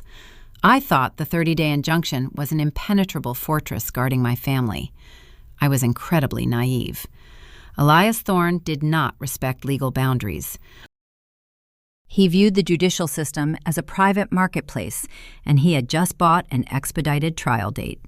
He bypassed the dangerous subpoena regarding the international breeding merger by shifting the entire focus of the trial away from his corporate crimes and placing it directly onto my character. He was abandoning the paperwork war. He was calling my parents to the witness stand. Vivian and Richard were going to testify under oath that I was a dangerous, unstable woman unfit to raise their grandson. I want you to really process that betrayal. When your own parents testify against you for a seat at a richer table, how do you redefine the word family? I spent Friday night and all of Saturday staring at my kitchen wall, trying to anticipate their exact strategy. I assumed they would prepare their lies in private meeting with the corporate attorneys behind closed doors in some downtown high-rise. But Vivian was a creature of intense social standing. She did not want to quietly steal my nephew in a dark courtroom. She wanted to be publicly celebrated for it. I discovered the depth of her vanity on Saturday afternoon. A former high school classmate who still lived in town sent me a screenshot of a digital bulletin from my parents' conservative church. The church was hosting their massive annual autumn potluck dinner on Sunday following the morning service. The bulletin proudly announced a special prayer dedication for Vivian and Richard as they prepared to rescue their grandson from a tragic situation and welcome the prestigious Thorne family into their spiritual community. I need you to understand the devastating power dynamics of a rural Kentucky church congregation. It is not merely a place of weekend worship. It is the absolute epicenter of the local gossip network. The deacons, the choir members, and the Sunday school teachers dictate the social hierarchy of the entire county. If the congregation turned against you, your reputation was permanently destroyed. You became an outcast. Vivian was deliberately weaponizing her church. She was using the traditional potluck dinner, characterized by long tables of fried chicken, sweet tea, and baked casseroles, to paint herself as a grieving, heroic grandmother. She was stepping in to save an innocent child from a volatile, impoverished environment. She was aligning the billionaire Thorne dynasty with the local religious leaders, effectively excommunicating me from my own hometown. She was crowdsourcing her legal defense, ensuring that if I tried to fight back, I would be fighting the moral authority of the entire community. The absolute disgust burning in my chest eradicated any remaining common sense I possessed. The sheer audacity of my mother standing in front of a holy altar, asking for prayers to steal a child she had previously thrown onto the street, was incredibly sickening. A rational person facing a trial on Monday morning would have stayed home. A strategic combatant would have let the church gossip fade and focused entirely on highlighting the flaws in the legal briefs. But I was not a strategic combatant. I was a desperate, exhausted woman pushed entirely past the brink of sanity. I could not sit in my house and let her control the narrative. On Sunday morning, I did not call my lawyer. I did not consult Julian. I put on my heavy canvas coat, got into my beat-up truck, and drove directly toward the sprawling brick church building on the edge of town. I pushed through the heavy wooden double doors of the sanctuary just as the formal service was ending and the congregation was migrating toward the fellowship hall. The loud chatter of hundreds of people echoed off the stained glass windows. I walked straight down the center carpeted aisle, my heavy boots thudding against the floorboards. There were over 200 people standing in small groups, holding paper plates and drinking coffee. At the very front of the room, standing near the wooden altar, was Vivian. She was wearing a pristine navy blue dress, holding court with the head pastor and several incredibly influential town deacons. She was dabbing the corners of her eyes with a lace tissue, playing the role of the heartbroken savior to absolute perfection. Richard stood beside her, nodding solemnly as church members patted his shoulder. I did not politely pull her aside to discuss our differences. I did not care that I was standing in a house of worship, surrounded by elderly neighbors who had known me since I was a little girl. I caused a massive, uncalculated scene.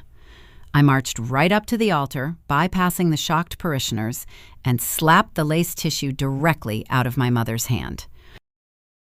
The loud, aggressive smack echoed through the cavernous room, instantly silencing 200 people.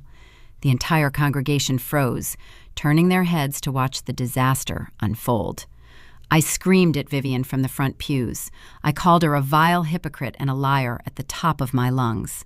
I pointed my trembling finger at the head pastor and told him he was blessing a kidnapping. I yelled that my parents were selling their own flesh and blood to a billionaire just to secure a seat at a country club dining table. Vivian did not yell back. She executed her role flawlessly. She took a dramatic step backward, clutching her chest and looking completely terrified of her own daughter. The pastor immediately stepped between us, raising his hands in a placating gesture, trying to protect my mother from my wrath. I did not back down. I stepped toward the pastor aggressively, demanding he tell the congregation how my parents had left Callie to die alone. The tension snapped. Several large men from the congregation rushed forward, grabbing my arms to physically escort me out of the sanctuary. I fought them violently. I kicked and screamed, struggling against their tight grip like a trapped animal. I yelled curses at the entire room, telling them they were complicit in a horrific crime. I thrashed so hard I knocked over a large floral arrangement, sending a glass vase shattering across the church tiles. I proved their absolute worst assumptions about me right there in front of the altar. The church members watched in absolute horror as a frantic, unhinged, violent woman was dragged backward down the center aisle. Mothers pulled their children away from me. Elderly deacons shook their heads in pity for my parents. I had just handed Vivian the ultimate public victory. I cemented my reputation as a volatile danger to society exactly 24 hours before I had to face a judge in family court. I gave my parents the exact public spectacle they needed to justify their emergency custody petition. The men threw me out the front doors onto the cold concrete steps, locking the heavy wooden doors behind me. I lay there on the pavement, gasping for breath, staring up at the gray sky. My throat was raw from screaming. My arms ached from the physical struggle. I had hit absolute rock bottom. I had completely isolated myself from the world, letting my rage destroy my last remaining shred of credibility. I slowly picked myself up and drove back to my rented house in a state of catatonic shock. I knew I had lost the war. I walked inside my front door and found Sarah, my attorney, sitting at my kitchen table with Julian. They had been waiting for me to review the final trial strategy. Sarah took one look at my disheveled canvas coat, my ruined hair, and my tear-streaked face. She let out a long, heavy sigh and closed her laptop. She did not yell at me. She simply stated the terrifying reality of our situation. She told me I could not win a character battle against an entire town and a billionaire syndicate. She said if I walked into that courtroom tomorrow morning and tried to defend my emotions, Elias Thorne would slaughter me before the lunch recess. Our only chance was to abandon the emotional defense completely. We had to pivot to a strategy of pure, calculated aggression. Sarah opened her sleek leather briefcase and pulled out a stack of blank legal notices and the photographs I had taken of the intercepted certified mail. She told me we were not going to wait for Elias to put my parents on the witness stand and interrogate my public behavior. We were going to bypass the courtroom entirely. Sarah looked me directly in the eye and said we were going to trap the billionaire in a closed room and execute him with his own paper trail before the judge even struck the gavel. Sarah slammed her laptop shut. The sharp crack echoed through my quiet kitchen. "We are not playing his game," she stated flatly, her voice devoid of any comforting warmth. "Elias Thorne wants to put you on a witness stand tomorrow morning and turn you into a public spectacle. He wants your parents to cry about your church outburst and paint you as a lunatic. He is treating this like a reality television show because he knows he can win an emotional contest.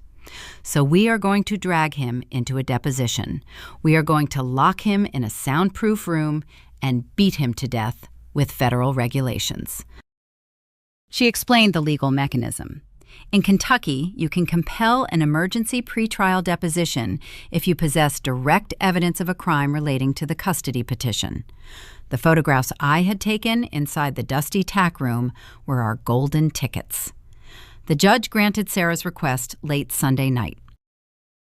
Elias Thorne was legally forced to sit for an official recorded interrogation before the trial could commence. He could not bring my parents. He could not hide behind the church congregation. It was just me, my lawyer, the billionaire, and his corporate fixer sitting across a table. I want you to picture the arrogance of the ultra-wealthy. Have you ever watched an untouchable man realize his money cannot buy him out of a federal paper trail? Elias did not look frightened when he walked into the deposition on Monday morning. The interrogation took place in a massive corner conference room located on the top floor of a sleek Lexington high-rise. The exterior wall was composed entirely of floor-to-ceiling glass. It offered a breathtaking panoramic view of the rolling green hills and pristine limestone fences of the exact thoroughbred farms Elias controlled. He chose this specific location to establish absolute dominance. He sat at the head of the heavy glass table, adjusting the cuffs of his bespoke suit, looking out over his sprawling empire like a king annoyed by a peasant uprising. His lead attorney sat next to him, looking bored. I sat next to Sarah, clutching my hands together in my lap to hide their violent shaking. The physical stress of the past 3 weeks hit me simultaneously. My heart hammered wildly against my ribs. A cold sweat broke out across my forehead. My stomach cramped and twisted into agonizing knots. The sheer, intimidating presence of the billionaire and the terrifying height of the building completely overwhelmed my nervous system. I was not projecting calm confidence. I felt incredibly dizzy. The court reporter clicked the red record button on her small black machine. Sarah did not waste time with grand, dramatic speeches. She did not raise her voice or pound her fist on the table. She operated with the clinical, chilling efficiency of a surgeon making an incision. She simply slid a single printed photograph across the sleek glass table. It was the image of the internal corporate email, the memo outlining the lucrative international breeding merger from 3 years ago. The memo that stated an illegitimate heir would breach the strict morality and stability clauses of the contract.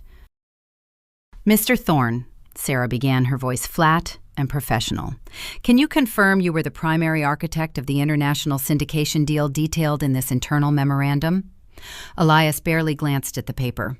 "I oversee dozens of syndications a year," he answered dismissively. "I am sure my firm handled the basic architecture, yes." Sarah slid a second piece of paper across the table. It was the photograph of the private laboratory intake form, the document confirming the receipt of Julian DNA sample. "And can you confirm that 3 years ago, your personal executive assistant received a biological sample from my client, deceased sister, validating the existence of your biological grandson?" The billionaire corporate attorney immediately leaned forward, placing his hand over the photograph. He scoffed, shaking his head. "I object to this entire line of questioning," he interrupted smoothly. "You are presenting unverified photographs of alleged documents obtained under highly questionable circumstances. These photos prove absolutely nothing about my client's personal knowledge of the child." Mr. Thorne never saw any biological sample. He cannot be held responsible for mail processed by a low-level assistant. This is a desperate fishing expedition. Elias smiled a thin, cold smirk. "My attorney is correct. My estate receives thousands of pieces of mail a week. I cannot possibly review every single envelope. You have absolutely no proof that I actively suppressed any information regarding the child." They were incredibly confident. They believed they could easily dismiss the photographs as hearsay and blame the deception on a rogue employee. They thought they had insulated the billionaire completely. But Sarah did not argue with the corporate lawyer. She did not yell at Elias. She simply opened a thin manila folder resting in front of her. She pulled out a small, faded green rectangular slip of paper. She placed it squarely in the center of the glass table, directly in front of the billionaire. It was not a photograph. It was the original green certified postal receipt, the exact document we had stolen from the dusty cardboard box in the tack room. But Sarah had not just brought the receipt. She had spent Sunday evening cross-referencing the serial numbers printed on the bottom right corner with the United States Postal Service database. "Mr. Thorne," Sarah said, her voice dropping to a low, dangerous register, "this is an original, certified mail tracking receipt. As you know, federal postal regulations require a direct, verified signature for delivery. The $3,000 adoption fee my client could not afford is largely irrelevant to this deposition, because this $3 piece of paper proves you committed a federal offense." She pointed a silver pen at the signature line on the green slip. "That is your signature, Elias. Not your assistant, not a mailroom clerk. The United States government officially logged your direct receipt of the DNA confirmation. You signed for it, you held it in your hand, and you deliberately hid a known biological heir to protect the financial valuation of your international breeding merger. That constitutes criminal fraud and conspiracy to obstruct a guardianship." The atmosphere in the room shifted instantly. The smug arrogance vanished entirely. The billionaire attorney stared at the green slip of paper, his mouth slightly open, completely paralyzed. He recognized a bulletproof legal instrument when he saw one. There was no plausible deniability. The federal signature was irrefutable. The $3 postal receipt had just obliterated a legal defense that cost $30,000 a month. Elias' face turned a deep, furious crimson. The veins in his neck bulged against his starched white collar. He realized he was trapped. He realized the woman sitting across from him had outmaneuvered his massive corporate machine using a tiny piece of green paper. The adrenaline rush of the victory was incredibly intense, but my physical body could no longer handle the extreme chemical fluctuations. The nauseating dizziness I felt at the beginning of the deposition violently returned. The room began to spin. I clamped my hand over my mouth, feeling a hot, acidic wave rise rapidly in my throat. I could not control it. I shoved my chair backward, the legs scraping loudly against the hardwood floor. I sprinted across the massive conference room, entirely abandoning any pretense of stoic dignity. I grabbed the edge of a sleek metal trash can sitting near the glass wall and threw up violently. I vomited the meager contents of my stomach directly in front of the billionaire, his high-priced lawyer, and the court reporter. I stood there, gasping for air, wiping my mouth with the back of my trembling hand, completely humiliated. It was the most imperfect, disastrous display of physical weakness imaginable. But the embarrassment quickly faded. I looked out the massive floor-to-ceiling window, staring down at the sprawling limestone walls of the thoroughbred farms far below. The nausea cleared, leaving behind a sharp, freezing clarity. I wiped my face and walked slowly back to the glass table. I did not sit down. I leaned forward, resting my knuckles on the smooth surface, looking directly into the furious eyes of the billionaire.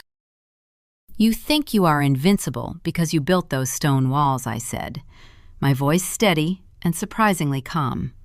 "But you operate just like the horses you breed, Elias. I work with thoroughbreds every single day. I know exactly what a bowed tendon looks like.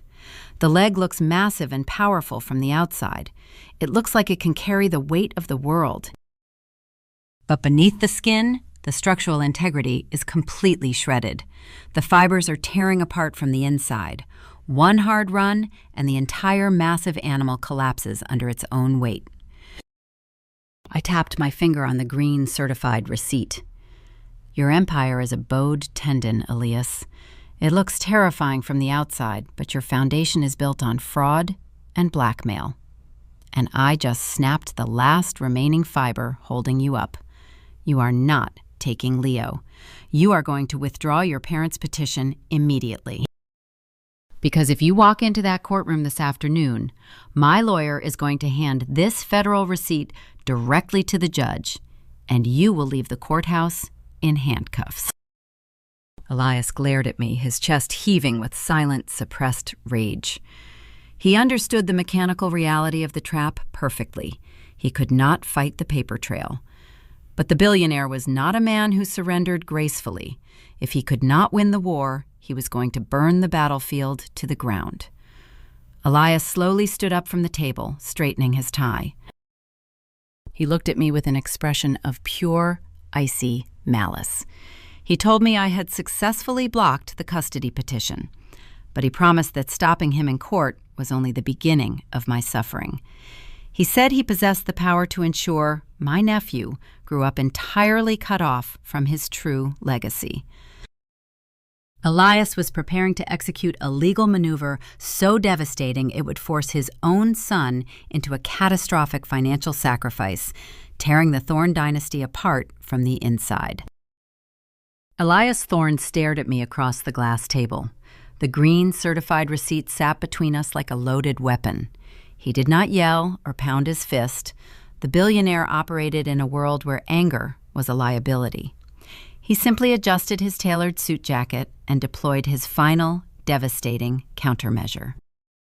He told Sarah, my attorney, that he would formally withdraw my parents' emergency custody petition that afternoon.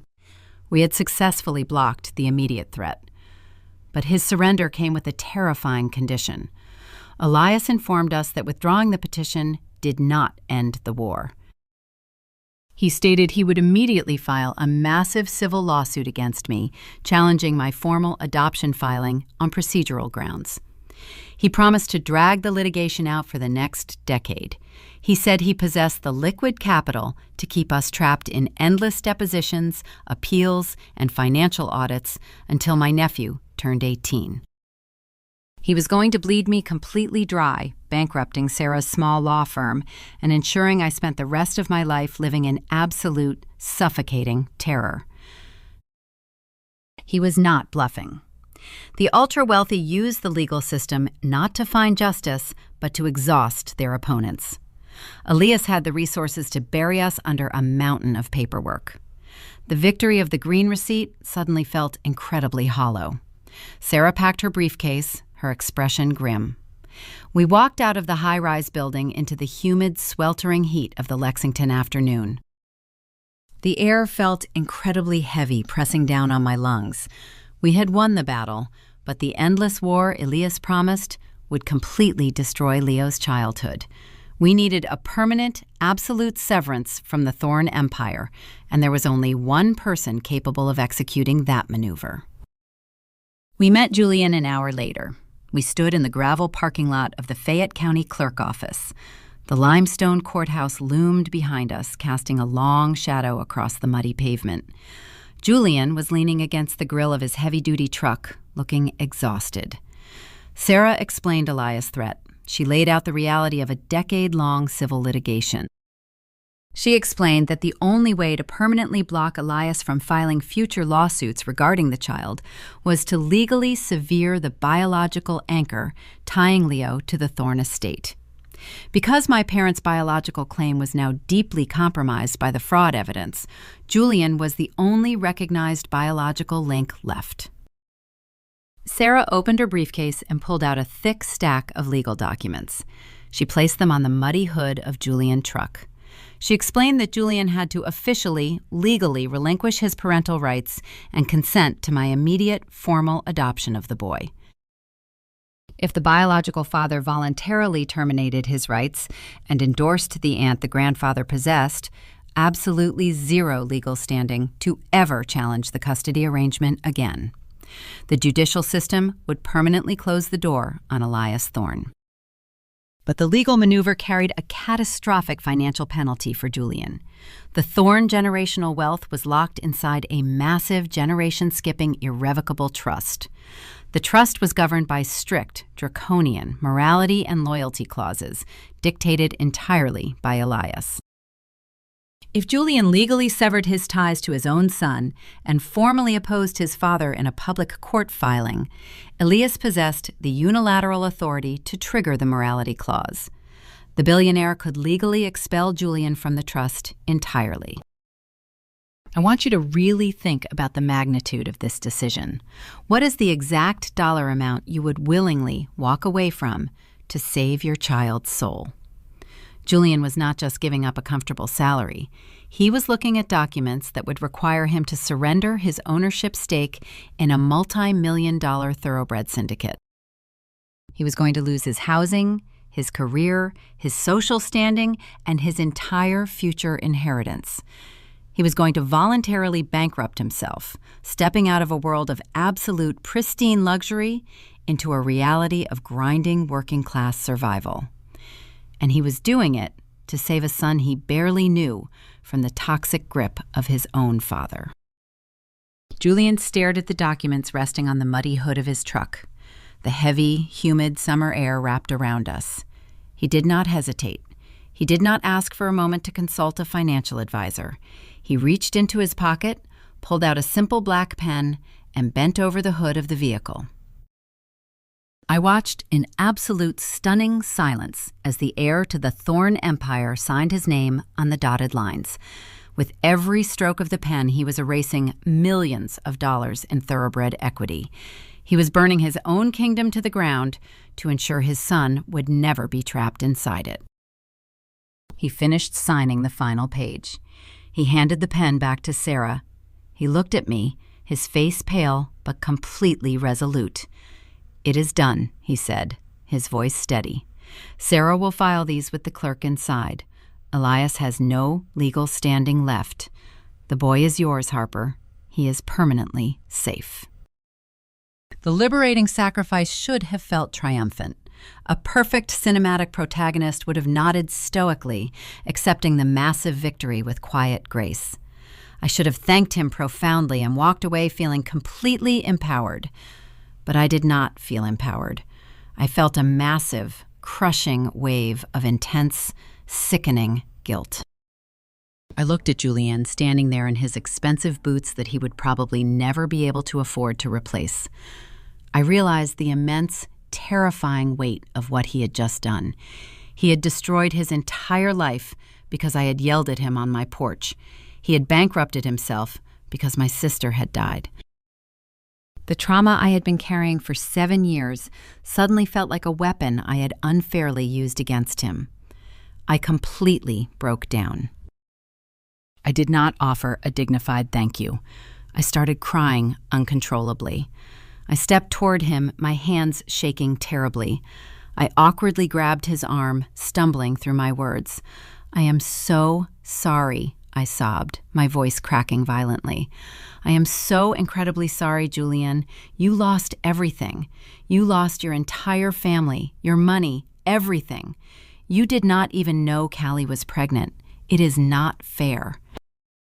I was so angry and I blamed you for everything. I ruined your life." I was babbling, making an absolute fool of myself, standing in the middle of a muddy parking lot outside a courthouse. I was crying so hard I could barely breathe. The victory was completely overshadowed by my inability to accept his sacrifice cleanly. I was apologizing to the man I had spent 7 years hating. Julian did not push me away. He gently placed his hands on my shoulders, steadying my shaking frame. He looked down at me, his expression incredibly calm and profoundly peaceful. "You did not ruin my life, Harper," he said softly. "My father ruined my life a long time ago. I have been trapped inside that trust fund for 30 years, terrified of losing the money. I was a coward. You showed me what it actually looks like to fight for something that matters. You fought for that boy when you had absolutely nothing. Giving up the money was the easiest decision I have ever made. I am finally free." He let go of my shoulders and stepped back. He gave me a small, exhausted smile. "Take care of him," he said. He turned around, climbed into the cab of his heavy-duty truck, and started the engine. I watched him drive away, leaving the muddy parking lot behind. He was driving into an entirely unknown, impoverished future, leaving his generational wealth scattered in the wind. Sarah gathered the signed documents from the hood of my truck, sliding them safely into her briefcase. She looked at me, her expression softening just a fraction. "We won," she stated quietly. "Let us go file the adoption." I wiped the tears from my face, staring at the heavy limestone doors of the county clerk office. We had secured the ultimate victory. Elias Thorne was permanently legally neutralized. Julian had liberated himself. But the massive structural collapse of the Thorne dynasty was about to trigger a brutal, unyielding shockwave that would absolutely decimate the people who had tried to sell my nephew. The billionaire was stripped of his power over me, but he still possessed the capacity to destroy his former allies.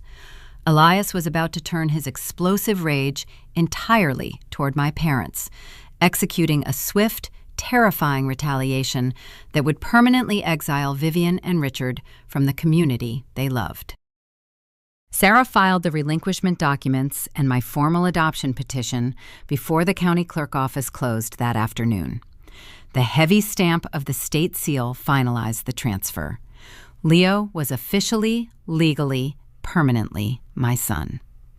Elias Thorne possessed zero standing to ever challenge the decree.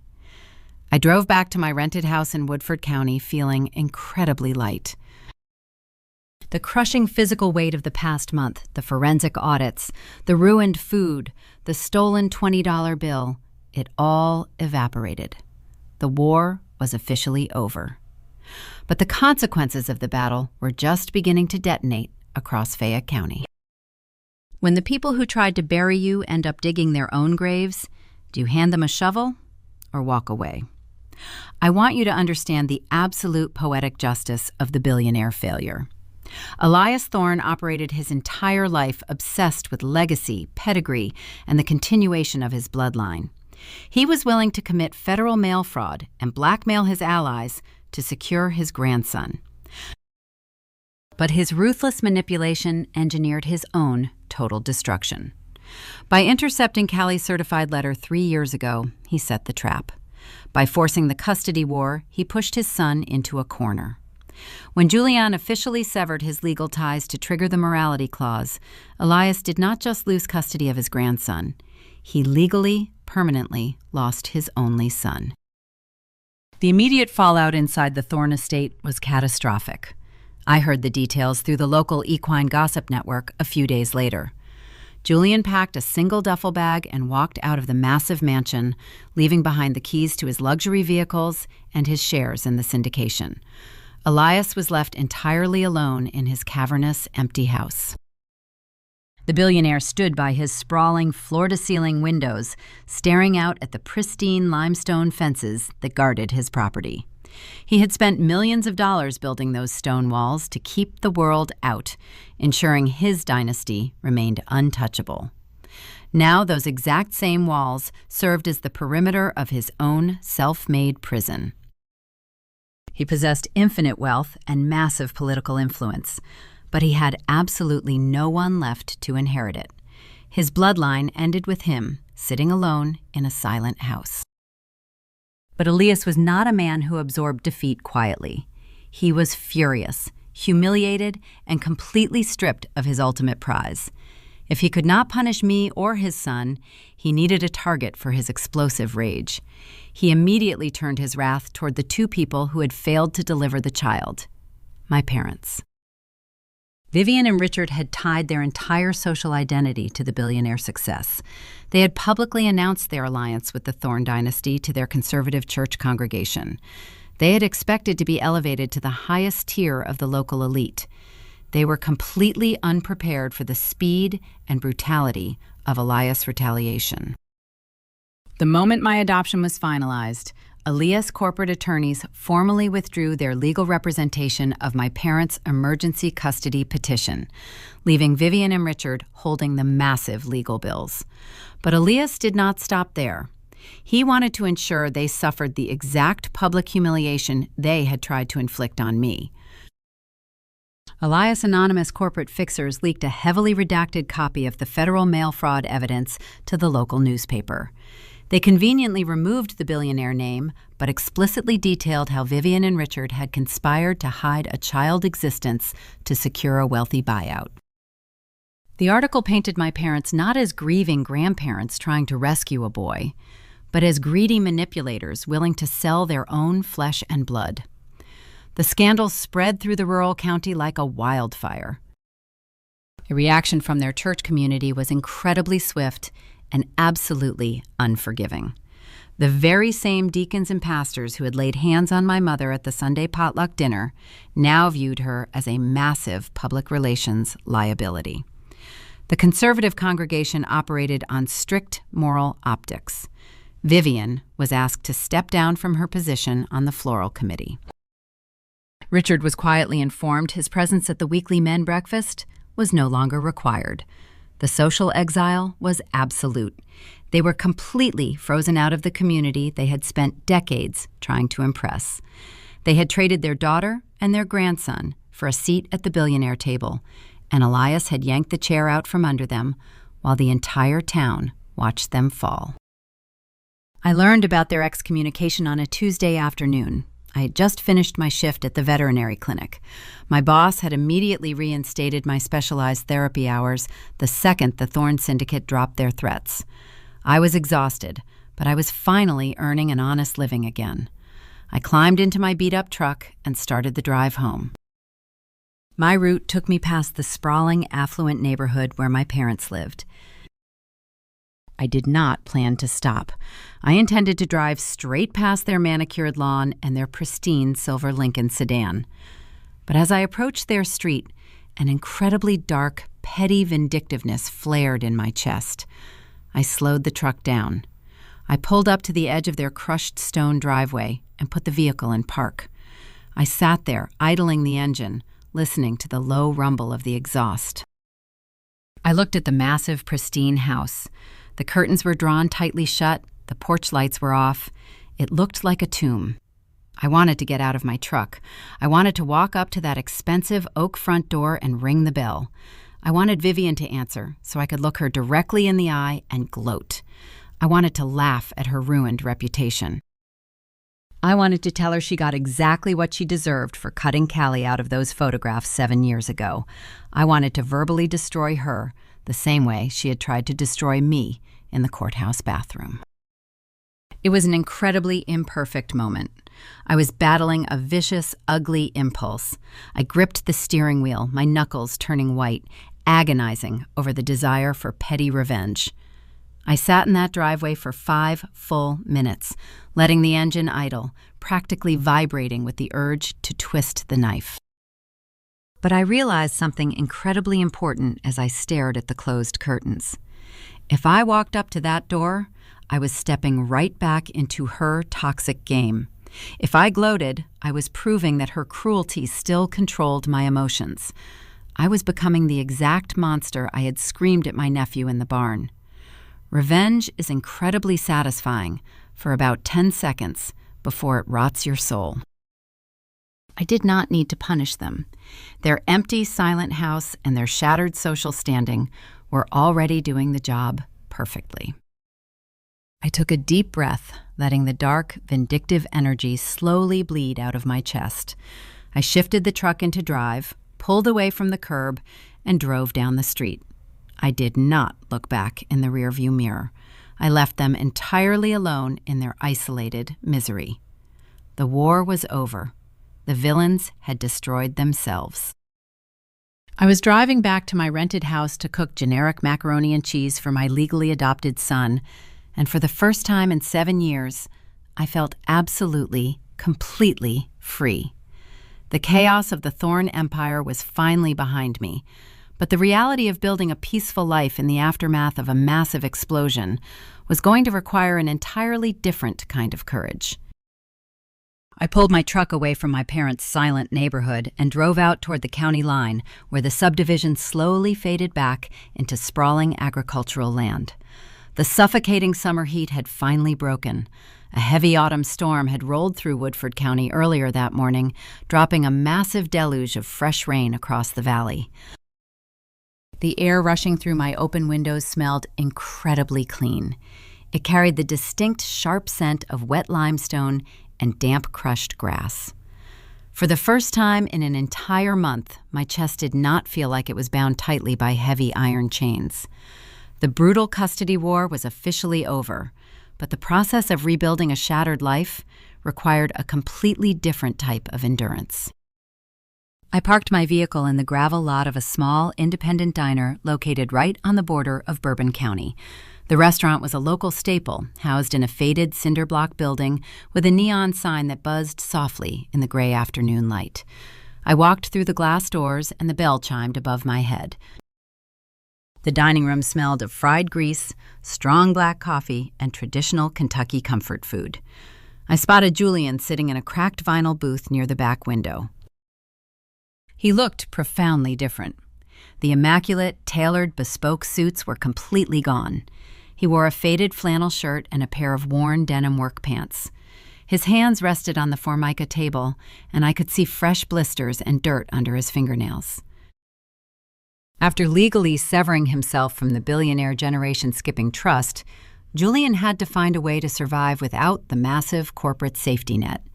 He had secured a job managing a small independent breeding farm down south, doing the exact grueling manual labor he used to pay other people to do. He looked exhausted, but his posture was remarkably relaxed. The crushing, invisible weight of his father expectations had vanished from his shoulders. I slid into the booth across from him. A waitress walked over and dropped 2 thick ceramic mugs of black coffee on the table. We both ordered the daily special. It was a classic regional dish of slow-cooked soup beans, heavily seasoned with smoked ham hocks, served alongside a massive slice of buttered cast-iron cornbread. It was cheap, filling, working-class food. It was exactly the kind of meal Elias Thorne would have scoffed at. We sat in silence for a few minutes, stirring our coffee. If this were a traditional Hollywood movie, this would be the exact moment the romantic music swelled in the background. The audience would expect the wealthy heir who abandoned his fortune to reach across the table and take the hand of the fierce working-class woman. We would lock eyes, realize we were meant for each other, and ride off into the sunset to raise our child together. But real life does not operate on cinematic cliches. American social reality is far more complicated, and trauma does not magically transform into romance. Julian and I did not share a passionate romantic spark. We shared a staggering, agonizing scar. I looked at the man sitting across from me, and I did not see a charming prince. I saw the biological father of my nephew, a man who was practically a stranger, a man whose family had forced me to the absolute brink of a mental breakdown. We were not lovers. We were two exhausted soldiers negotiating the terms of a permanent ceasefire. Julian broke the silence first. He took a sip of his coffee and pulled a small notebook out of his flannel pocket. He slid it across the table. "I wrote down my new work schedule," he said, his voice calm and steady. "I have Sundays and Mondays off. I know you are the primary parent, Harper. I know Leo views you as his mother, and I have absolutely no intention of disrupting that bond. I just want to know him. I want to take him to the park. I want to help him with his homework. If you are willing, I would like to establish a consistent visitation schedule." I looked at the handwritten dates on the notebook paper. He was not demanding custody. He was asking for permission to earn a place in his son's life. We spent the next hour eating our soup beans and negotiating the physical logistics of raising a 7-year-old boy. We hammered out a strict, respectful co-parenting schedule. We agreed on holiday boundaries, medical decisions, and educational goals. It was entirely procedural and incredibly pragmatic. There was no dramatic weeping or declarations of eternal devotion. We built a functional, safe framework for Leo, guaranteeing he would grow up with a fiercely protective mother and a father who sacrificed millions of dollars just to know his name. We finished our food and the waitress dropped the small paper check on the table. Julian reached into his pocket and pulled out a $10 bill, placing it over his half of the tab. I placed my own cash down next to his. We split the cost evenly. It was a minor, trivial gesture, but it represented a massive shift in our dynamic. He was no longer the billionaire funding my legal defense, and I was no longer the desperate victim begging for a lifeline. We were finally equals. We walked out of the diner into the cool, damp parking lot. The rain had stopped completely, leaving the gravel shimmering with shallow puddles. Julian turned to face me before getting into his used truck.